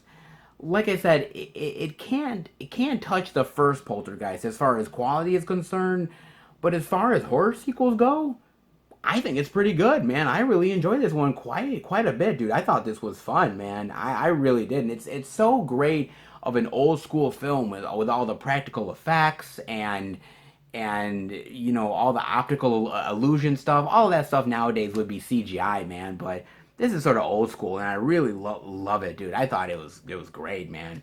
And Scream Factory here, by the way, gave it a lot of really great love, man. I mean, you get a new audio commentary with the writer-producer, another new audio commentary with webmaster of the Poltergeist fan site, and both are actually really great, but I actually really like the commentary with the webmaster of the Poltergeist site, and the reason why I do actually is because he is like a ball full of knowledge about Poltergeist, man, like story-wise and characters and everything. Like dude, this guy knows his shit, and he's great here, man. You also get Robbie's returning interview with Oliver Robbins, and he's great, talking about how after the first movie he got bullied by a lot of kids and how they asked him to come back, and of course he would. He doesn't want to get bullied anymore. How much he loved working with the actress who played Carol Ann and the family, and he really loved it. It was a really great interview. You also get the Spirit World, an interview with special effects designers. And these guys, man, this is such a great sort of interview segment where they interview all these special effects guys that did all the crazy effects in the movie, from sort of the sort of weird sort of worm thing coming out of the guy to you know the corpses and the effects and everything. They have a great time talking about the effects and the how they got to make them and the time in which they did, and how it's such a sort of lost era of film, and it's so great of an interview, dude.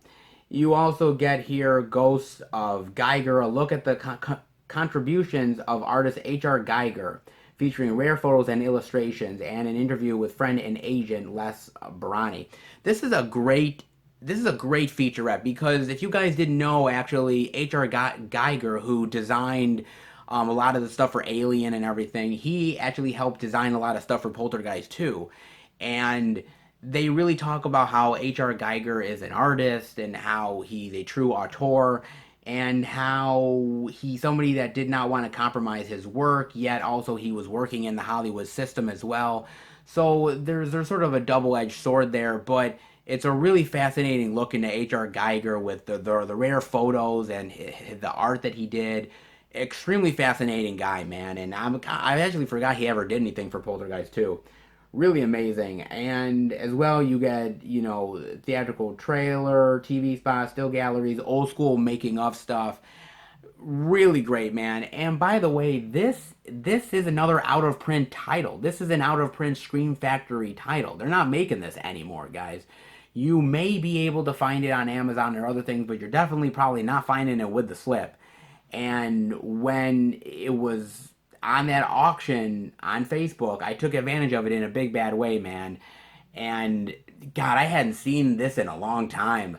I didn't even know whether I was still going to enjoy it or not, but damn glad I did, dude. It's not a bad sequel, man. As far as horror sequels goes, pretty good, be honest with you, man. Not bad at all. Even with that creepy cane. Pretty good. Poltergeist 2. And if I picked up Poltergeist 2, then it stands to reason I would be picking up Poltergeist 3 there, baby. Look at that. Look at that wonderful slip, man. The Scream Factory Collector's Edition. Look who's moving to the city with a vengeance. Yeah, look at that, man. Fantastic. And on the inside there, with the evil high-rise. Oh, awesome. Very nice. Now,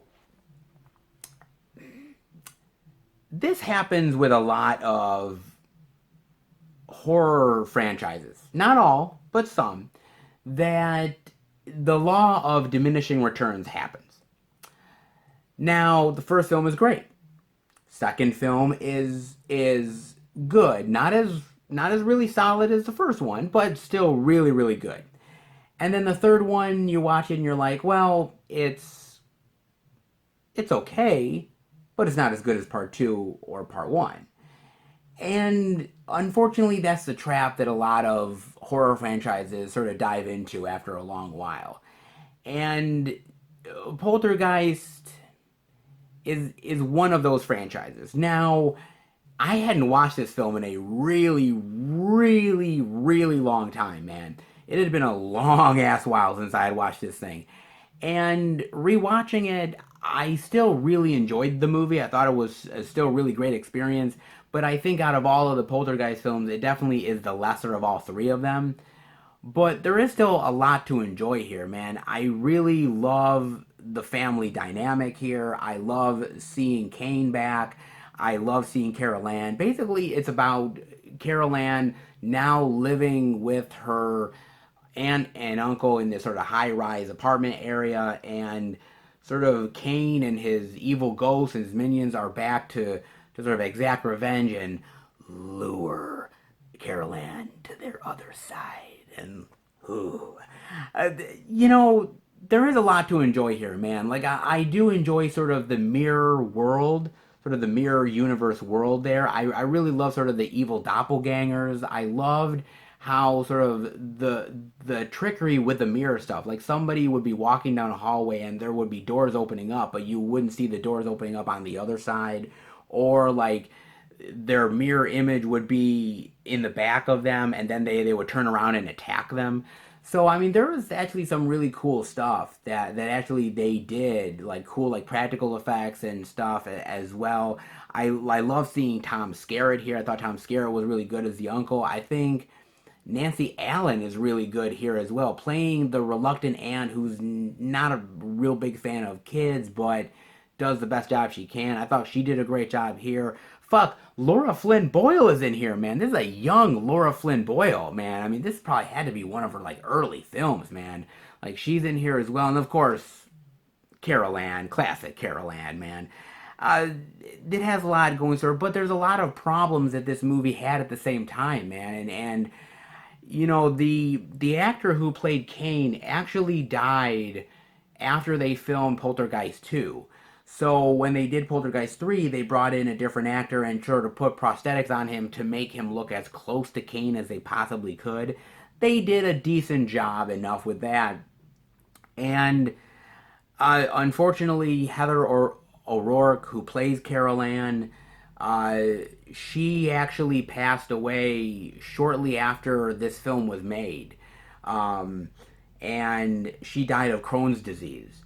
And unfortunately, they had to reshoot certain things with the ending. And unfortunately, Heather O'Rourke, had already passed away at that point, and so they had to do body doubles and they had to do stuff. And unfortunately, the production was plagued with a lot of problems and a lot of issues. And unfortunately, with this movie, what also happened is the fact that they didn't have enough money to do what they wanted to do, because that's another problem with horror flicks as well. Well, some, not all, is the fact that, well, we had this much of a budget to make for the first film.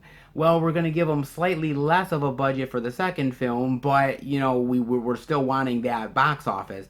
And now we're going to give even less money to the third film, but we're really going to try to really make as much money off of that. So it's the law of diminishing returns.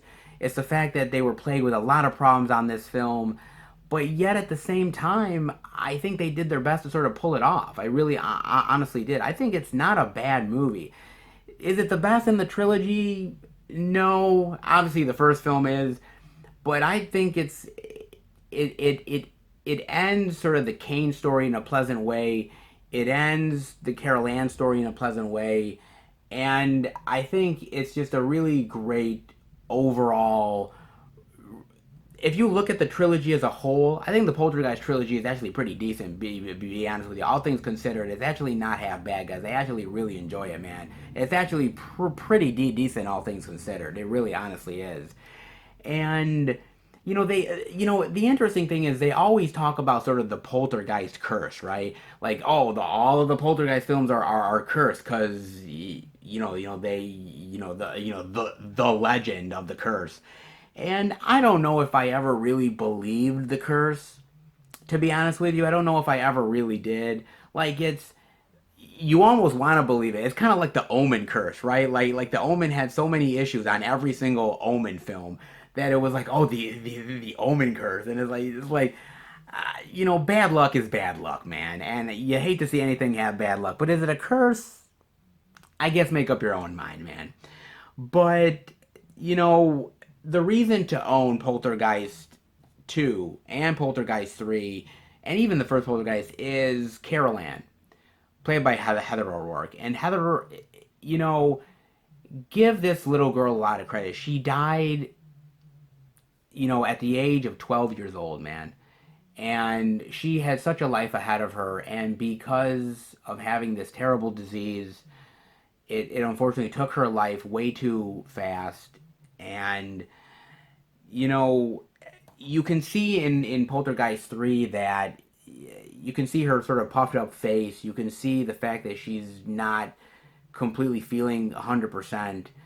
But she still goes out of her way to do a great job, man. And, Heather O'Rourke is always going to be one of those iconic characters in horror films that we're always going to mention.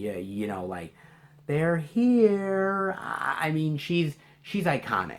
She will always be iconic, and that's the legacy.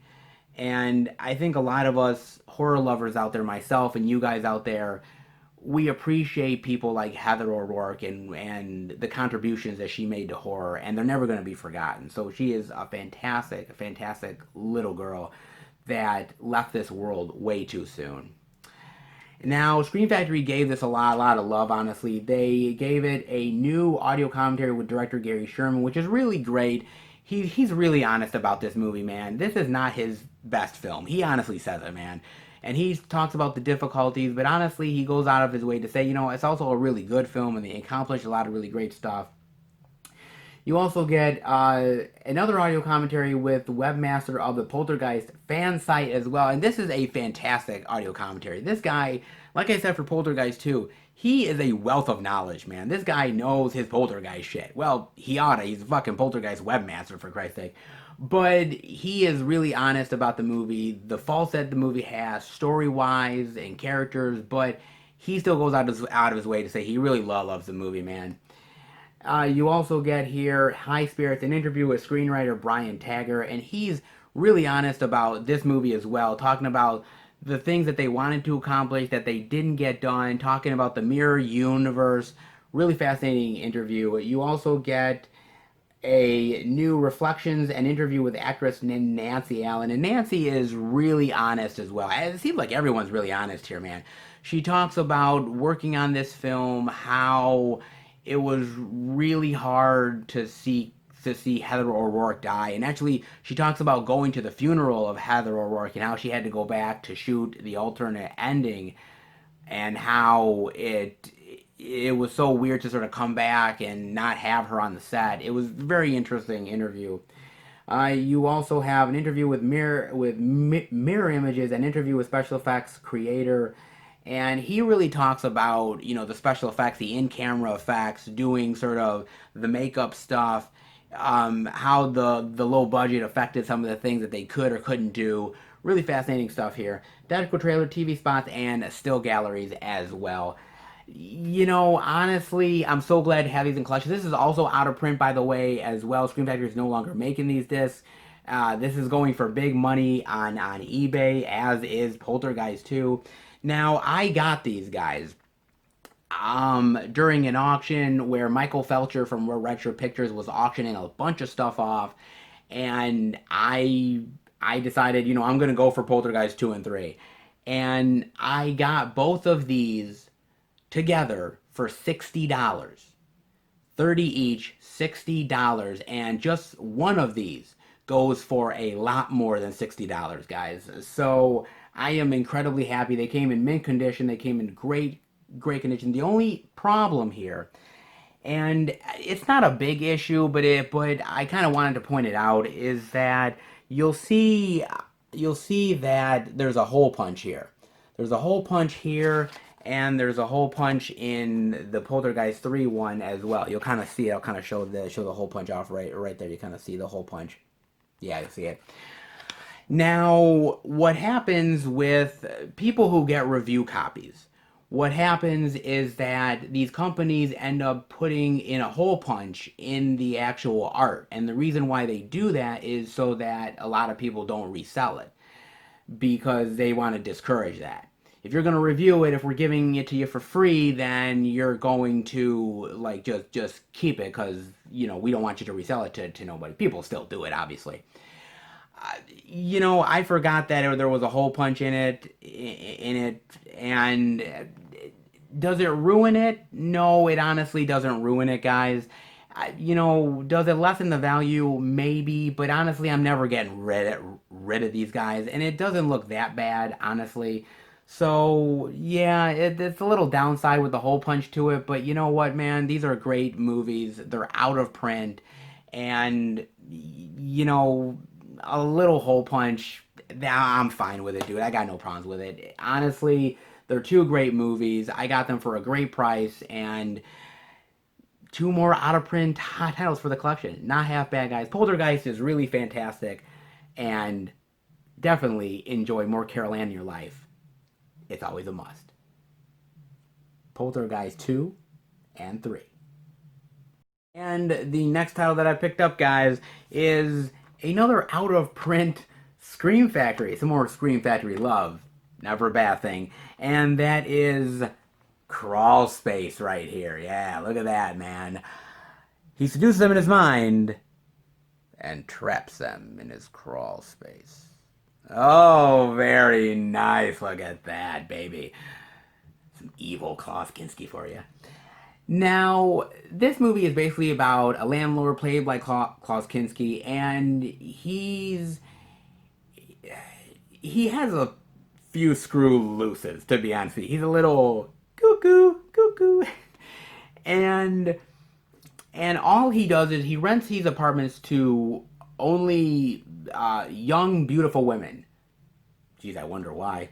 And he sort of stalks them and he abuses them and he tortures them, and it's just about this story of this madman and this one woman in the apartment complex that is trying to survive this.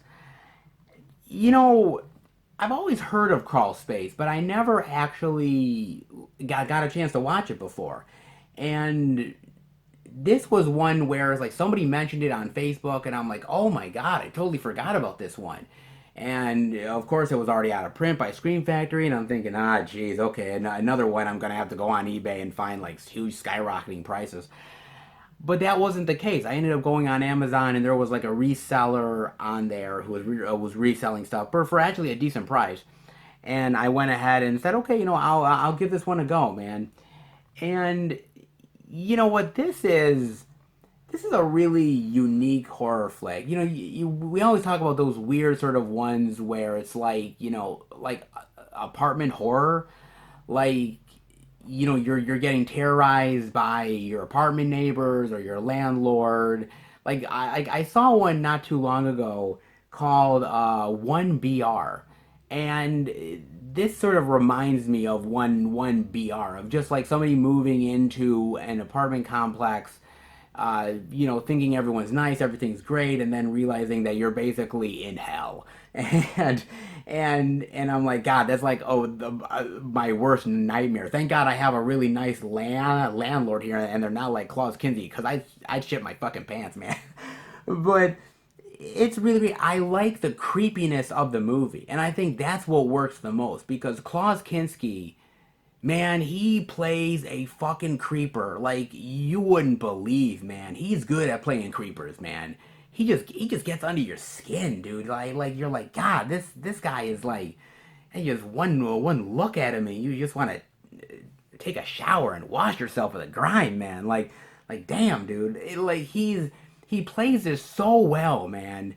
Of a guy that like at any moment can lean from sanity to insanity, just like that, like a drop of a hat, man. You're like, fuck, dude. He's great here, and I think he makes the movie. Because if it wasn't for Klaus Kinski, I don't think this movie would be half as memorable as it actually is. I mean, all the other actors and the females and everything, they do a great job here. It's really great. I love, some of the killings here, okay? Because there is killings here. Klaus Kinski does kill people. You don't really see the killings all that much. What you see is the aftermath of it. But I kind of like that. I mean, I'm a blood and gore guy. I like blood. I like gore. I like piling that shit on. But at a certain point, I'm also okay with using my imagination at times too. And like there's certain scenes where like he'll come towards a victim, and then the next shot is like him putting like eyeballs in like a petri dish, and you know the dude's died. You know that he took his fucking eyes, and you're just like, I don't want to know what else happened. I can keep it in my mind, dude. And you play it in your mind, and I think that's really effective here. And I also love the scenes where Klaus Kinski is he's crawling in sort of the air ducts and sort of peeking at the other girls and spying on them.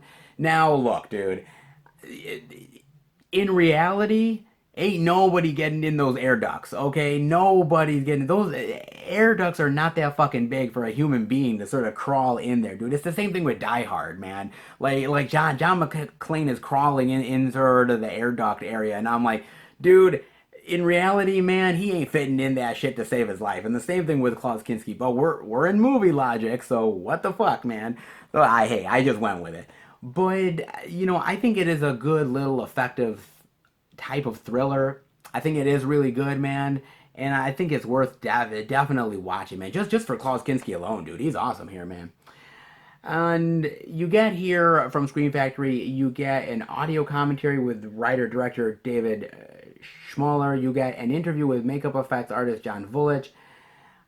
And the short film Please Kill Mr. Kinski by David Schmoller. Okay, so what's fascinating about that and the audio commentary is that the director here, by the way, Klaus Kinski has a notorious way that he was so difficult with directors. Like, he would be the worst with directors. He wouldn't listen to them. He would change lines. He would be a drama queen. You name it. There's read up on it. It's really fascinating. And on this, especially the short film Please Kill Mr. Kinski, it's great because David Schmoller actually, it's behind the scenes footage of like Kinski yelling at different crew members, and it's David Schmoller's recollection of having to deal with Klaus Kinski and having to deal with the fact that like Klaus Kinski would change everything, would be difficult, and there was actually people on the set of the film, crew members, who literally were begging the director to kill Klaus Kinski. It is so fascinating, man. And even the same thing with the audio commentary. He goes out of his way to explain why Klaus Kinski was so difficult and how he would never work with him again. However, if it wasn't for Klaus Kinski, this movie would not be as memorable as it is, and he completely understands that too. So it's really fascinating, man. You know, I really love the movie, and I kind of now wanna watch more with Klaus Kinski. Because Klaus is one of those things where his performances are so fantastic, but he was so difficult to people that you're like, well, God, why should I want to work with him? Well, you work with him because you know the performance you're getting out of him, but God, is the torture of working with this guy really worth the performance? Depending on who you talk to, you never know, man. But it's really fascinating, dude. And oh man, it's a really great movie. I think Klaus Kinski makes this, but I think it's a great atmospheric, creepy little apartment thriller. That ain't half bad, guys. Definitely give this one a look. Crawlspace. And the next pickup that I got, guys, is actually more Scream Factory. I feel like I'm showing a shitload of Scream Factory here, but yes, yet another Scream Factory one, and a new release that, oh, God, I love this movie, man. I'm so happy to have this back in the collection, and that is none other than Idle Hands. Yes, look at that, baby. Really nice art, man. I really like that quite a bit. And on the inside, great artwork there. Very nice. Very cool. So, now I used to actually own this on DVD, and I got rid of the DVD a while back because I thought I was actually going to pick up the Australian release of this film. I thought, okay, I'm going to pick up the Australian copy of it. And then I kind of held back a little bit because I said, well, geez, if they're releasing that, then at some point soon they've got to be releasing, one in the States. And patience pays off because Scream Factory did announce it, man. And wow, dude, this is great, man. This is a great goddamn movie, man. God, let's dive in Idle Hands. Basically, Idle Hands is about Anton Tobias. Ah, good old Anton Tobias. He is basically a lazy, no-good stoner. Doesn't do a goddamn helpful thing in his life. And there is a killer loose, and everybody is suspecting this person and that person, and, well, unfortunately for Anton, it happens to be him. Bad luck, dude. Yeah, it happens to be him, but he's unaware of it because actually the only thing that's killing is his hand. And he's got to end up dealing with a demonically possessed hand and all of the chaos and the hilarity that goes along with that. So, okay, so get this, guys. So back in 1999, let's flash back to 99 here. I actually was in the movie theater watching Idle Hands. I was actually there, man. I was actually in that movie theater watching this motherfucker. And I was like one of 3 or 4 people in the movie theater. Like, that was it. Like, nobody else was in the movie theater. Like, a whole huge, like movie theater, and there's like 3 or 4 people in there.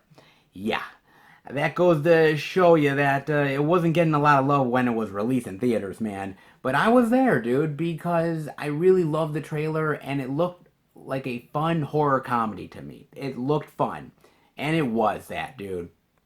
I love this movie, man. It is bloody, it is gory, but more importantly, it's sarcastic and it's funny and it doesn't take itself in a serious way, and I like that. Man, when I watched it for the first time, I instantly fell in love with it. Whether it was, Anton's dopey friends that he has, played by Eldon Henson and Seth Green, and or even the way that he kills people, right? Like he'll just be unassuming, and suddenly he's like, and his hand will like come up and slice somebody, or like throw something, or his hand will like come up and be like choke you or something like. But Devon Sawa does such a great job with this role, man. Devon Sawa really does, dude. I can't tell you how hard it must be for somebody to act so composed yet so like menacing and freaked out with their hand and do something. The only other person that's ever done that I really see was Bruce Campbell from Evil Dead 2. When he did it, that was like really wild when he did that, man. And this movie definitely owes a lot from Evil Dead 2, and you can see the influences of that, and you can see the influences of other films that came before it. But I think Devon Sawa does a really great job here. I think Jessica Alba, by the way, also does a really great job. Now, by the way, this was the first time I ever saw Jessica Alba in a movie, and I fell in love immediately. Like, I was smitten from the word go when she was there, in her like skimpy little outfit. I was like,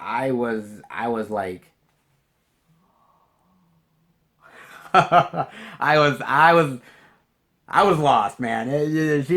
She was fantastic here, man. But I love the comedy of it, and I think I love the hilarious situations. Whether it's the friends that come back from the dead, and they're explaining, well, we had a chance to go to heaven, and there was this white light and stairs, and we were like, fuck it, it's too far, man. Like, I'm like that, or whether the hand is sort of writing in blood, or that great kill in the car where before he ends up like killing the chick, he sort of cops a feel like that's so great, man. I love certain moments, dude. I think some of my best moments were with the friends, man. It doesn't matter whether they're sort of they're getting the burrito and they're going to the microwave, and they open it up, and they see, oh god. He's like, well, and the one friend is like, well, maybe we should clean it. And the other kid's like, well, yeah, while we're at it, we can clean the whole fucking apartment. And like, do that. Or like when like they're eating the burrito and the sort of stuff comes out of the guy's neck, and he's like, ugh, like, and he sort of takes a spike and sort of like puts his head back on, or the fact that like the chick is making out with like the headless guy, and like he's like, oh, this is just wrong, man. Like, there's so many great things to this movie, dude, and it's so fun. Whether it's Vivica A. Fox, who is like this like demonic hunter who is going after like the hand to get rid of evil, or even like the fact of like the Offspring is just fucking playing at the high school fucking prom, man, and playing at the high school prom, and like the guy gets his like head ripped off, man. Like, man, it's so wild, it's so fun, and I mean, maybe it was sort of me at that certain time in my life when this movie hit at just that right point. And I think that's what happens with a lot of horror films. And not even horror films, but like any film for that matter. Comedies, action, dramas, you name it.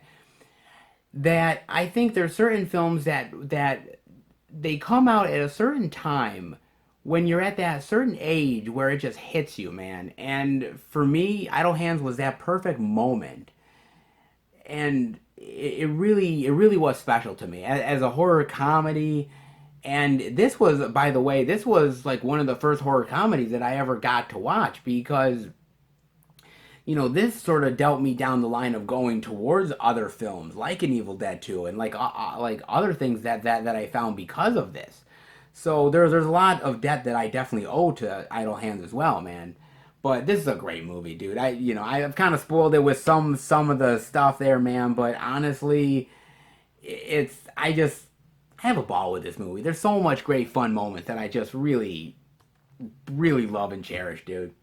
And Scream Factory really gave it a lot of great love, man. I mean, you get new interviews with director Rodman Flender, with actors Eldon Henson, Sean Whalen, Christopher Hart, who played the evil hand, and more great interviews with all of them, man. Just talking about their experiences making the movie, the ups and downs, what they think about the film to this day. Really fantastic stuff. You will get the old school director and cast commentary and a new cast commentary, which is really fantastic as well. Deleted scenes with director introduction and commentary, making of featurette, storyboard comparison, theatrical trailer. Now here's another little tidbit as well to talk to you guys about. This movie was the first DVD release that I got that I ever listened to the audio commentary to it. I remember it was Eldon Henson, Seth Green, and Rodman Flender, and they were on the audio commentary together. And that was the first audio commentary that I ever listened to was the original Idle Hands audio commentary. And at that point, I fell in love with audio commentaries in a big bad way. I honestly did, guys. I loved it, man. I thought it was so fantastic, dude. And they even in that commentary they talked about they talked about like the As Good as It Gets commentary, and they talked about other things like that, and how it was like, well, this is a really new thing, and I don't know how to really do this, and it was so cool, man. And even the new commentary that has Seth Green, Eldon Henson, Vivica A. Fox, and Devon Sawa in it is so great as well, dude. They talk about, the making of the movie. They talk about, looking back at it and how this film cannot be made today. You cannot make this film today, dude. There's no way to do it. Just the way that the world is, it would be hard to do it, man. But what's so weird about this movie, guys, is that it didn't get a lot of love when it came out. And it didn't get a lot of love because it came out shortly after, I believe, there was like a school shooting that happened. There was a school shooting that happened. I believe it was Columbine, if I'm not mistaken. I believe it was. And it was very politically charged, and a lot of these politicians and people came out against horror movies, and they came out against Idle Hands, and the movie hadn't even come out yet. And they're like, well, there's this movie coming out called Idle Hands, and it portrays a kid killing other teens, and they hadn't even seen the fucking film yet, man, and they were already judging it. And unfortunately, this movie got caught in the crosshairs and it got screwed over, man. But honestly, it's found a lot of love since on physical media, and I think it's gained a cult classic status, and deservedly so, dude. It is fantastic. I love this movie. This is a great horror comedy, and it's definitely a favorite of mine by far, dude. I'm so glad to finally have it in the collection in a great collector's edition Scream Factory release. Not half bad, guys. Well worth it. Definitely get up on this one. Idle Hands. And remember, idle hands are the devil's playpen. And last but certainly not least, the last pickup for May. Man, we're finally here. And I think it's a good one to end on, actually. And that is none other than the Blu-ray, DVD, and digital of The Invisible Man. Yeah, look at that. Really great art there. I really like that, man, with the handprint. And the same on the inside as well. Nothing really different there.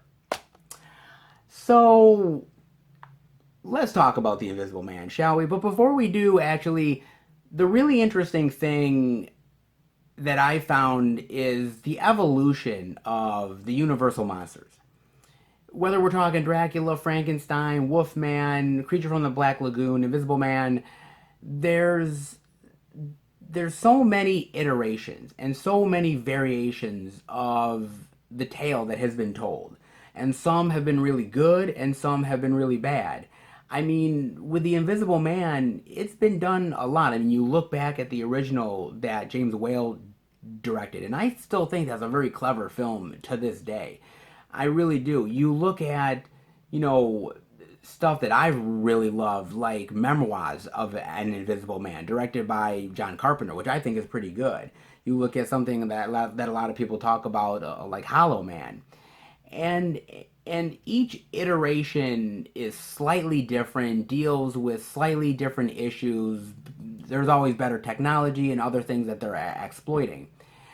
And I was interested in The Invisible Man because I liked the trailer. It looked more sort of lower scale. It looked like sort of a movie that's not going for the big, bombastic, like spectacle horror, more low budget stuff, which I really do enjoy.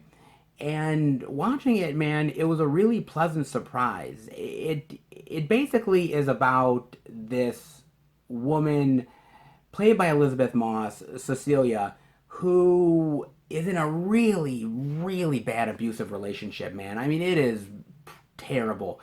And one day she escapes by like the skin of her teeth. And a while later, she finds out that her ex-boyfriend has died. And she's kind of stunned. She's kind of taken aback. She doesn't exactly know what happened or what went on. In fact, at first she doesn't even believe it, to be honest with you.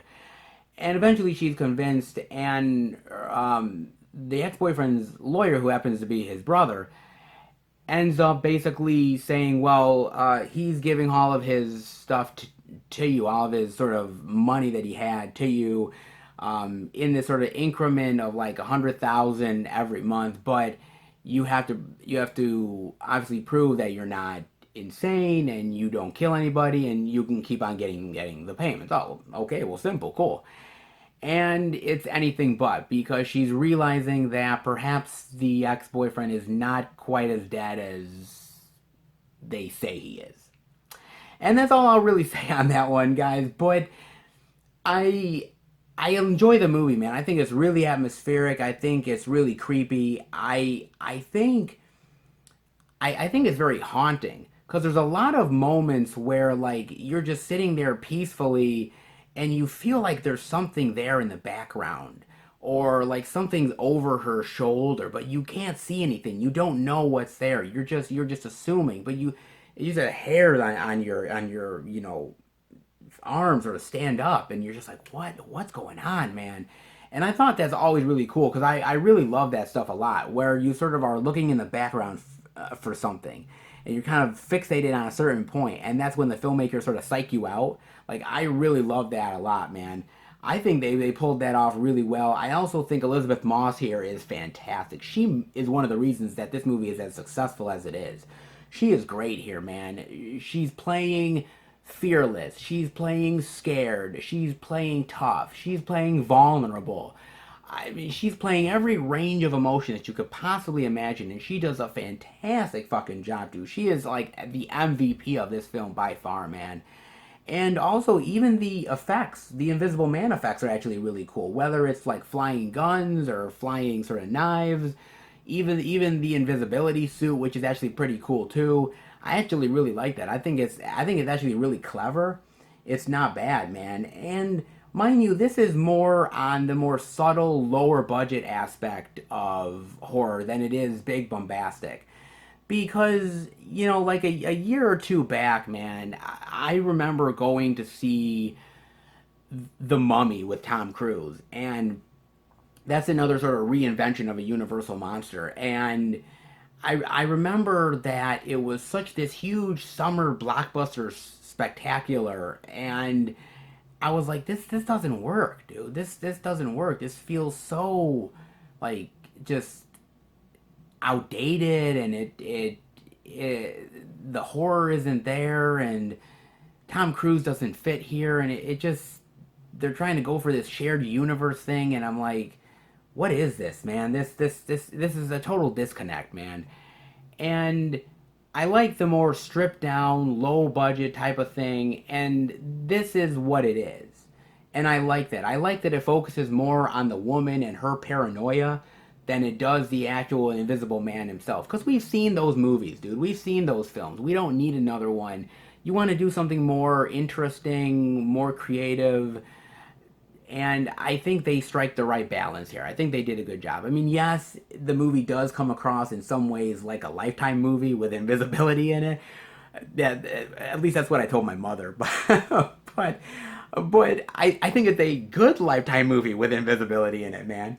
And I think it works really, really well, dude. And big props to Lee Winnell, because Lee Winnell directs this movie. And Lee Winnell is such a really great lover of the horror genre. He's written a lot of the Saw movies, the Insidious stuff. I believe he directed a great movie called Upgrade, which is really awesome.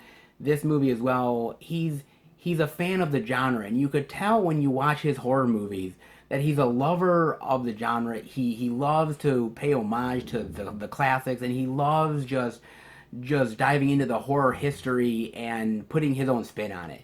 I really appreciate that, dude, and he did a great job here, man. I think this movie fit. I mean, yes, it's not big spectacular, but sometimes a lower budget stripped down horror movie, especially for the Universal monsters when so much has been done already with them, you want to go from a different angle, and I think this did a good job, dude.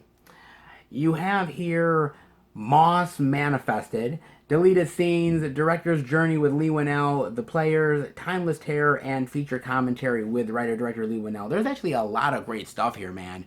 I love them diving into talking with the actors and the director and what their take for the material is, how they wanted this to be portrayed, the other iterations of the Invisible Man, why the story is timeless. There's a lot of really great stuff here, and the commentary with Lee Winnell. Lee Winnell always does great commentaries, dude. His commentaries are fantastic. Always talking about the history of horror, the Invisible Man tale, what he wanted to accomplish. Really fantastic stuff, man. This is a great movie. It's a great horror flick. It's a great sort of different take on the Invisible Man story. I think this really is a fantastic little Invisible Man take. There's a lot of Invisible Man films out there. There's a lot of different ones to dive into. But I think this one is definitely worth giving a chance to. I really honestly do, guys. It's pretty well worth it. I had a fun time with it. And it really affected me. So hopefully it'll affect you guys too. Hopefully you enjoy it, man. If you like some good Universal Monster goodness. The Invisible Man. Alright, everybody. That'll do it for the Blu-ray pickup video for May of 2020. Oh my god, guys. This time around, this was one hell of a haul, man. Woo! Oh my god, man. This was really great. I've picked up some really fantastic releases throughout 2020 so far, but May, I think, might have been the best yet. Honestly, it was really great. I mean, out of print, retro titles, some really unique releases that I got, man. And now we're heading towards the June pickups, and you want to know what? Actually, I think the June pickups almost equal the May ones, man. I mean, I've got a lot of stuff, dude. I mean, I've got Code Red, I've got 88 Films, I've got Scream Factory, I've got Arrow, retro titles, 80s, 90s, out of print stuff.